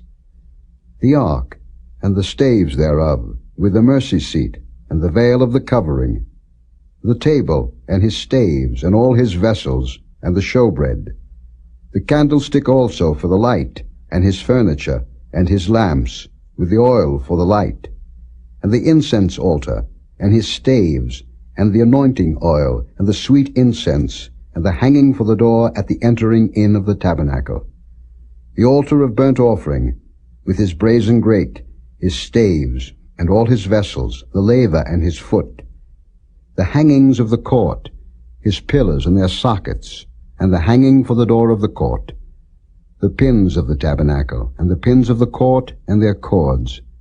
The cloths of service, to do service in the holy place, the holy garments for Aaron the priest, and the garments of his sons, to minister in the priest's office. And all the congregation of the children of Israel departed from the presence of Moses. And they came, every one whose heart stirred him up, and every one whom his spirit made willing, and they brought the Lord's offering to the work of the tabernacle of the congregation, and for all his service, and for the holy garments. And they came, both men and women, as many as were willing-hearted, and brought bracelets and earrings and rings and tablets, all jewels of gold. And every man that offered an offering of gold unto the Lord. And every man with whom was found blue and purple and scarlet and fine linen and goat's hair and red skins of rams and badger's skins brought them. Every one that did offer an offering of silver and brass brought the Lord's offering, and every man with whom was found shittim wood for any work of the service brought it. And all the women that were wise-hearted did spin with their hands, and brought that which they had spun, both of blue, and of purple, and of scarlet, and of fine linen. And all the women whose hearts stirred them up in wisdom spun goat's hair. And the rulers brought onyx stones, and stones to be set for the ephod, and for the breastplate, and spice, and oil for the light, and for the anointing oil, and for the sweet incense. The children of Israel brought a willing offering unto the Lord, every man and woman, whose heart made them willing to bring for all manner of work, which the Lord had commanded to be made by the hand of Moses. And Moses said unto the children of Israel, See, the Lord hath called by name Bezaleel the son of Uri, the son of Hur, of the tribe of Judah. And he hath filled him with the Spirit of God, in wisdom, in understanding, and in knowledge, and in all manner of workmanship, and to devise curious works, to work in gold, and in silver, and in brass, and in the cutting of stones, to set them, and in carving of wood, to make any manner of cunning work. And he hath put in his heart that he may teach, both he and Aholiab, the son of Ahisamach, of the tribe of Dan. Them hath he filled with wisdom of heart, to work all manner of work, of the engraver, and of the cunning workman, and of the embroiderer, in blue, and in purple, in scarlet, and in fine linen, and of the weaver, even of them that do any work, and of those that devise cunning work.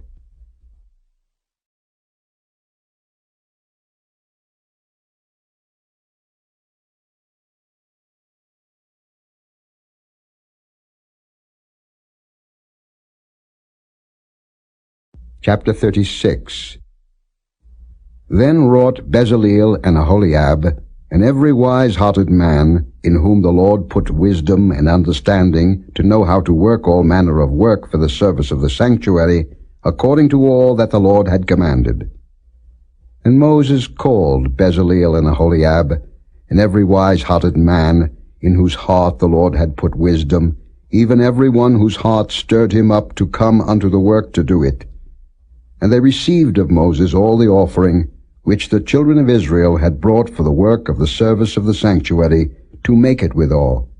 And they brought yet unto him free offerings every morning. And all the wise men that wrought all the work of the sanctuary came every man from his work which they made. And they spake unto Moses, saying, The people bring much more than enough for the service of the work, which the Lord commanded to make. And Moses gave commandment, and they caused it to be proclaimed throughout the camp, saying, Let neither man nor woman make any more work for the offering of the sanctuary. So the people were restrained from bringing.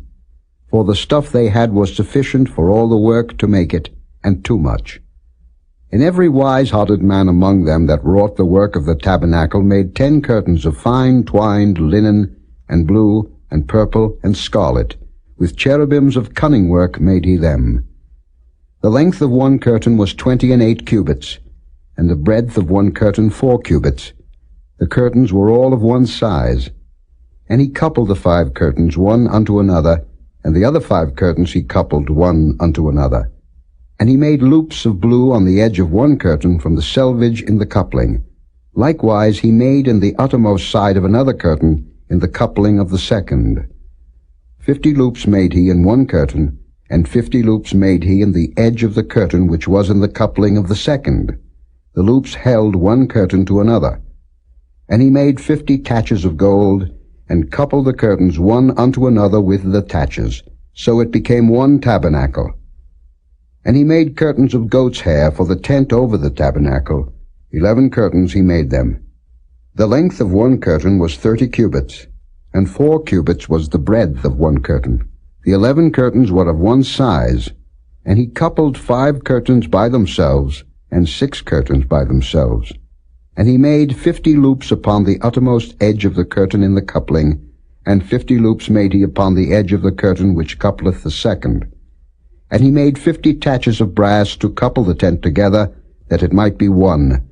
And he made a covering for the tent of rams' skins dyed red, and a covering of badgers' skins above that. And he made boards for the tabernacle of shittim wood, standing up.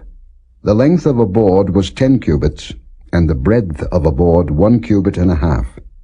One board had 2 tenons, equally distant one from another.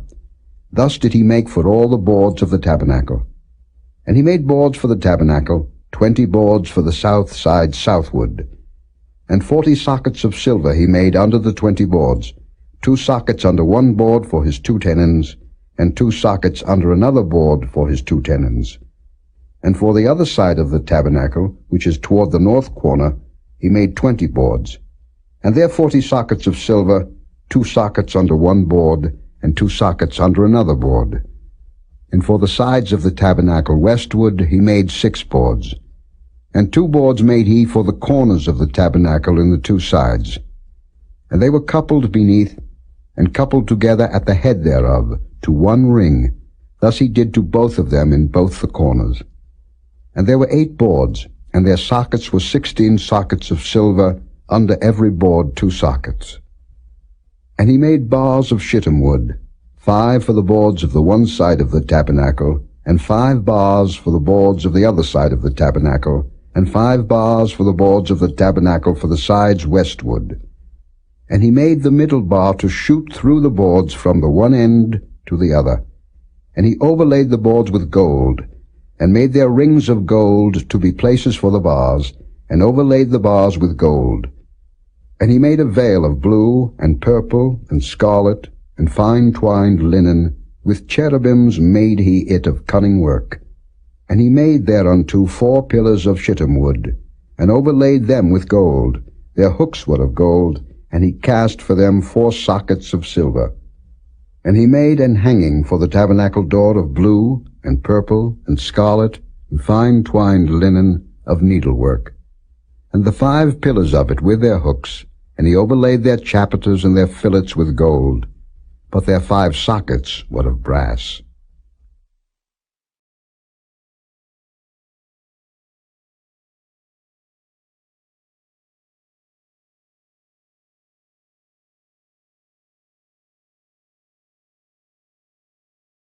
Chapter 37.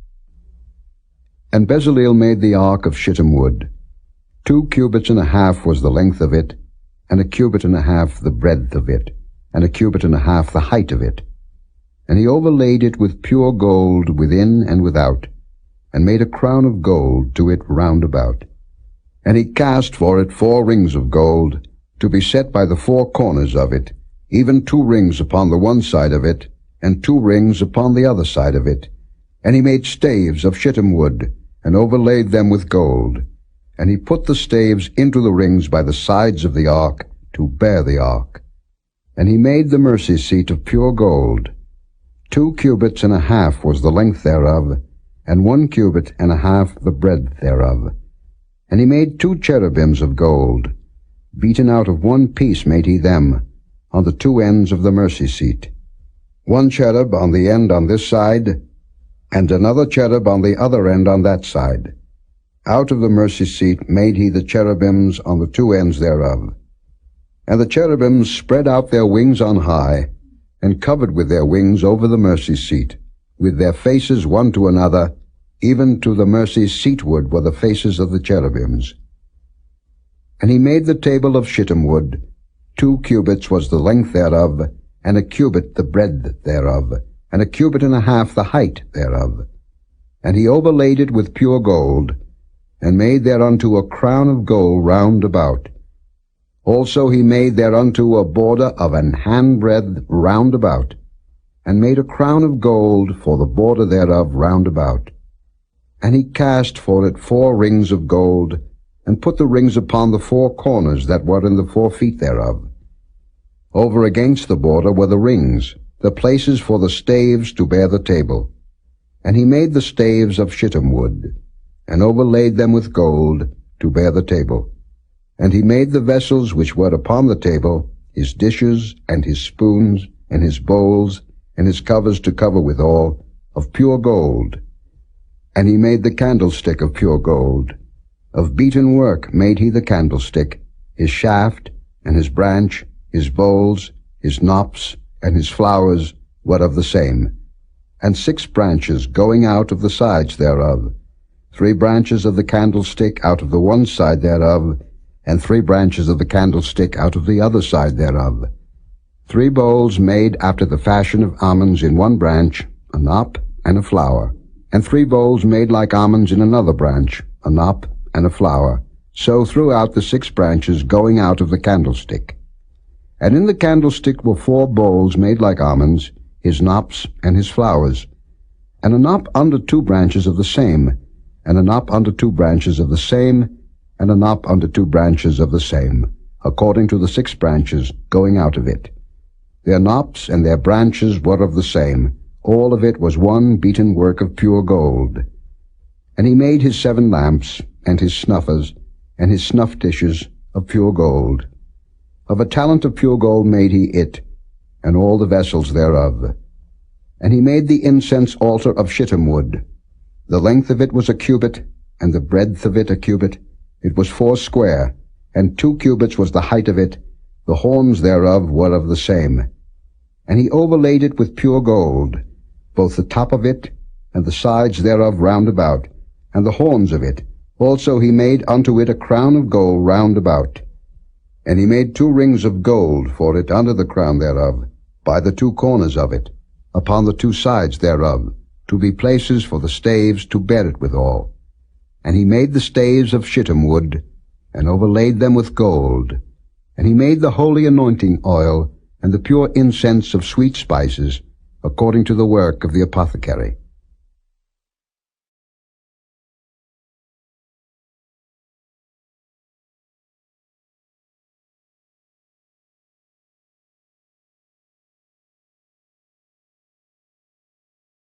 Chapter 38. And he made the altar of burnt offering of shittim wood. 5 cubits was the length thereof, and 5 cubits the breadth thereof. It was 4 square, and 3 cubits the height thereof. And he made the horns thereof on the 4 corners of it. The horns thereof were of the same, and he overlaid it with brass. And he made all the vessels of the altar, the pots and the shovels and the basins, and the flesh hooks and the firepans. All the vessels thereof made he of brass. And he made for the altar a brazen grate of network under the compass thereof beneath unto the midst of it. And he cast 4 rings for the 4 ends of the grate of brass, to be places for the staves. And he made the staves of shittim wood, and overlaid them with brass. And he put the staves into the rings on the sides of the altar, to bear it withal. He made the altar hollow with boards. And he made the laver of brass, and the foot of it of brass, of the looking glasses of the women assembling, which assembled at the door of the tabernacle of the congregation. And he made the court. On the south side, southward, the hangings of the court were of fine twined linen, 100 cubits. Their pillars were 20, and their brazen sockets 20. The hooks of the pillars and their fillets were of silver. And for the north side the hangings were 100 cubits. Their pillars were 20, and their sockets of brass 20. The hooks of the pillars and their fillets of silver. And for the west side were hangings of 50 cubits. Their pillars 10, and their sockets 10. The hooks of the pillars and their fillets of silver. And for the east side eastward 50 cubits. The hangings of the one side of the gate were 15 cubits. Their pillars 3, and their sockets 3. And for the other side of the court gate, on this hand and that hand, were hangings of 15 cubits, their pillars 3, and their sockets 3.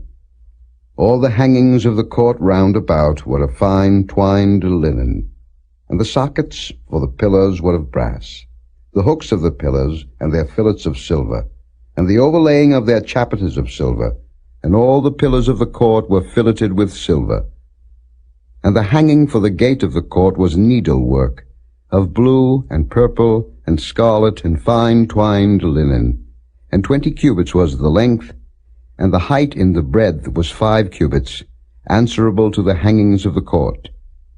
And their pillars were 4, and their sockets of brass 4, their hooks of silver, and the overlaying of their chapiters and their fillets of silver. And all the pins of the tabernacle and of the court round about were of brass. This is the sum of the tabernacle, even of the tabernacle of testimony, as it was counted, according to the commandment of Moses, for the service of the Levites, by the hand of Ithamar, son to Aaron the priest. And Bezaleel the son of Uri, the son of Hur, of the tribe of Judah, made all that the Lord commanded Moses. And with him was Aholiab, son of Ahisamach, of the tribe of Dan, an engraver, and a cunning workman, and an embroiderer in blue, and in purple, and in scarlet, and fine linen. All the gold that was occupied for the work and all the work of the holy place, even the gold of the offering, was 29 talents, and 730 shekels, after the shekel of the sanctuary. And the silver of them that were numbered of the congregation was 100 talents, and 1,760 shekels, after the shekel of the sanctuary. A bekah for every man, that is, half a shekel, after the shekel of the sanctuary, for every one that went to be numbered, from 20 years old and upward, for 600,000 and 3,550 men. And of the 100 talents of silver were cast the sockets of the sanctuary, and the sockets of the veil, and 100 sockets of the 100 talents, a talent for a socket. And of the 1,775 shekels, he made hooks for the pillars, and overlaid their chapiters, and filleted them. And the brass of the offering was 70 talents, and 2,400 shekels. And therewith he made the sockets to the door of the tabernacle of the congregation, and the brazen altar, and the brazen grate for it, and all the vessels of the altar, and the sockets of the court round about, and the sockets of the court gate, and all the pins of the tabernacle, and all the pins of the court round about.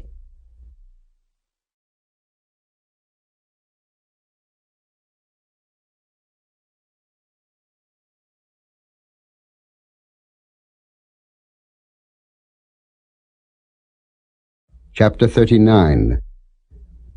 And of the blue, and purple, and scarlet, they made cloths of service, to do service in the holy place, and made the holy garments for Aaron, as the Lord commanded Moses.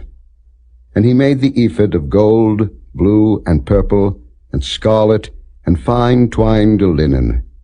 And they did beat the gold into thin plates, and cut it into wires, to work it in the blue, and in the purple, and in the scarlet, and in the fine linen, with cunning work.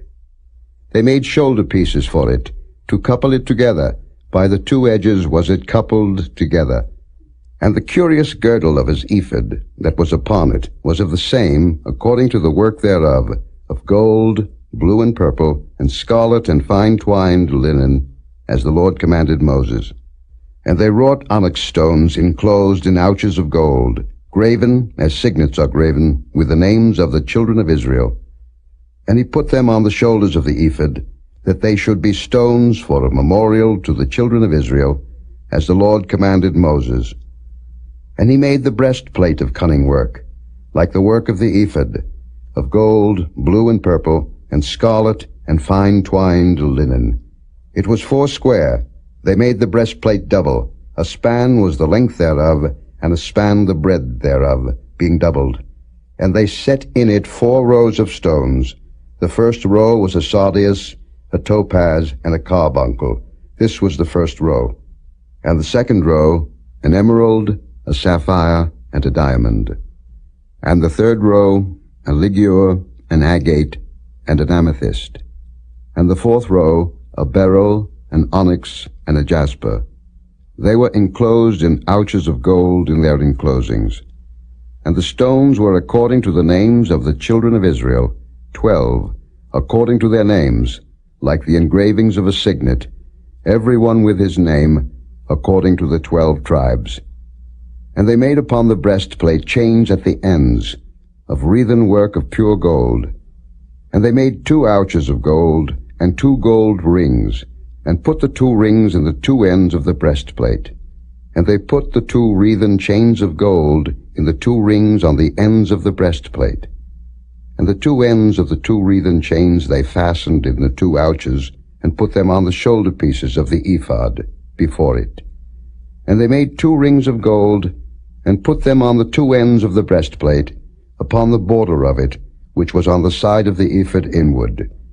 And they made 2 other golden rings, and put them on the 2 sides of the ephod underneath, toward the forepart of it, over against the other coupling thereof, above the curious girdle of the ephod. And they did bind the breastplate by his rings unto the rings of the ephod with a lace of blue, that it might be above the curious girdle of the ephod, and that the breastplate might not be loosed from the ephod, as the Lord commanded Moses. And he made the robe of the ephod of woven work, all of blue. And there was an hole in the midst of the robe, as the hole of an habergeon, with a band round about the hole, that it should not rend. And they made upon the hems of the robe pomegranates of blue and purple and scarlet and twined linen. And they made bells of pure gold, and put the bells between the pomegranates upon the hem of the robe, round about between the pomegranates. A bell and a pomegranate, a bell and a pomegranate, round about the hem of the robe to minister in, as the Lord commanded Moses. And they made coats of fine linen of woven work for Aaron and for his sons, and a mitre of fine linen, and goodly bonnets of fine linen, and linen breeches of fine twined linen, and a girdle of fine twined linen, and blue, and purple, and scarlet of needlework, as the Lord commanded Moses. And they made the plate of the holy crown of pure gold, and wrote upon it a writing, like to the engravings of a signet, Holiness to the Lord. And they tied unto it a lace of blue, to fasten it on high upon the mitre, as the Lord commanded Moses. Thus was all the work of the tabernacle of the tent of the congregation finished, and the children of Israel did according to all that the Lord commanded Moses, so did they. And they brought the tabernacle unto Moses, the tent, and all his furniture, his taches, his boards, his bars, and his pillars, and his sockets, and the covering of ram skins dyed red, and the covering of badger skins, and the veil of the covering, the ark of the testimony, and the staves thereof, and the mercy seat, the table, and all the vessels thereof, and the showbread, the pure candlestick, with the lamps thereof, even with the lamps to be set in order, and all the vessels thereof, and the oil for light, and the golden altar, and the anointing oil, and the sweet incense, and the hanging for the tabernacle door, the brazen altar, and his grate of brass, his staves, and all his vessels, the laver, and his foot, the hangings of the court, his pillars, and his sockets, and the hanging for the court gate, his cords, and his pins, and all the vessels of the service of the tabernacle, for the tent of the congregation, the cloths of service to do service in the holy place, and the holy garments for Aaron the priest, and his sons' garments, to minister in the priest's office, according to all that the Lord commanded Moses. So the children of Israel made all the work. And Moses did look upon all the work, and behold, they had done it as the Lord had commanded, even so had they done it, and Moses blessed them.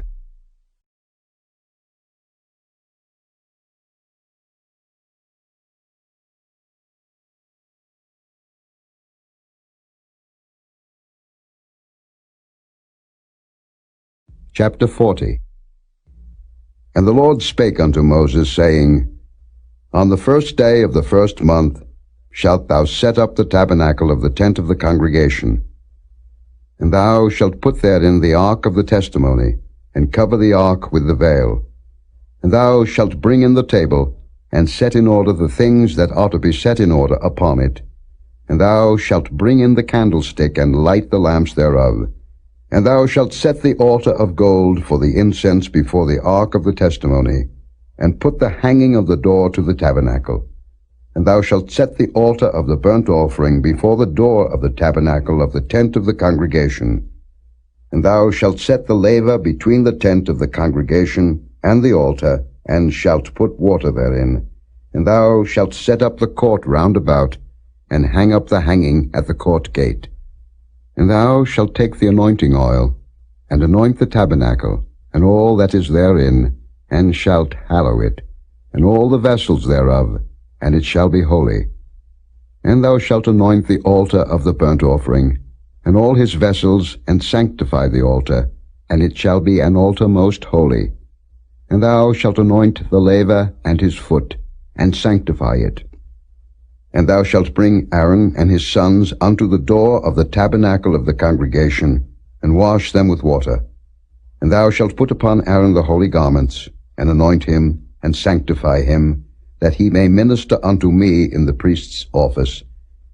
And thou shalt bring his sons, and clothe them with coats. And thou shalt anoint them, as thou didst anoint their father, that they may minister unto me in the priest's office, for their anointing shall surely be an everlasting priesthood throughout their generations. Thus did Moses, according to all that the Lord commanded him, so did he. And it came to pass in the 1st month in the 2nd year, on the 1st day of the month, that the tabernacle was reared up. And Moses reared up the tabernacle, and fastened his sockets, and set up the boards thereof, and put in the bars thereof, and reared up his pillars. And he spread abroad the tent over the tabernacle, and put the covering of the tent above it, as the Lord commanded Moses. And he took and put the testimony into the ark, and set the staves on the ark, and put the mercy seat above upon the ark. And he brought the ark into the tabernacle, and set up the veil of the covering, and covered the ark of the testimony, as the Lord commanded Moses. And he put the table in the tent of the congregation, upon the side of the tabernacle northward, without the veil. And he set the bread in order upon it before the Lord, as the Lord had commanded Moses.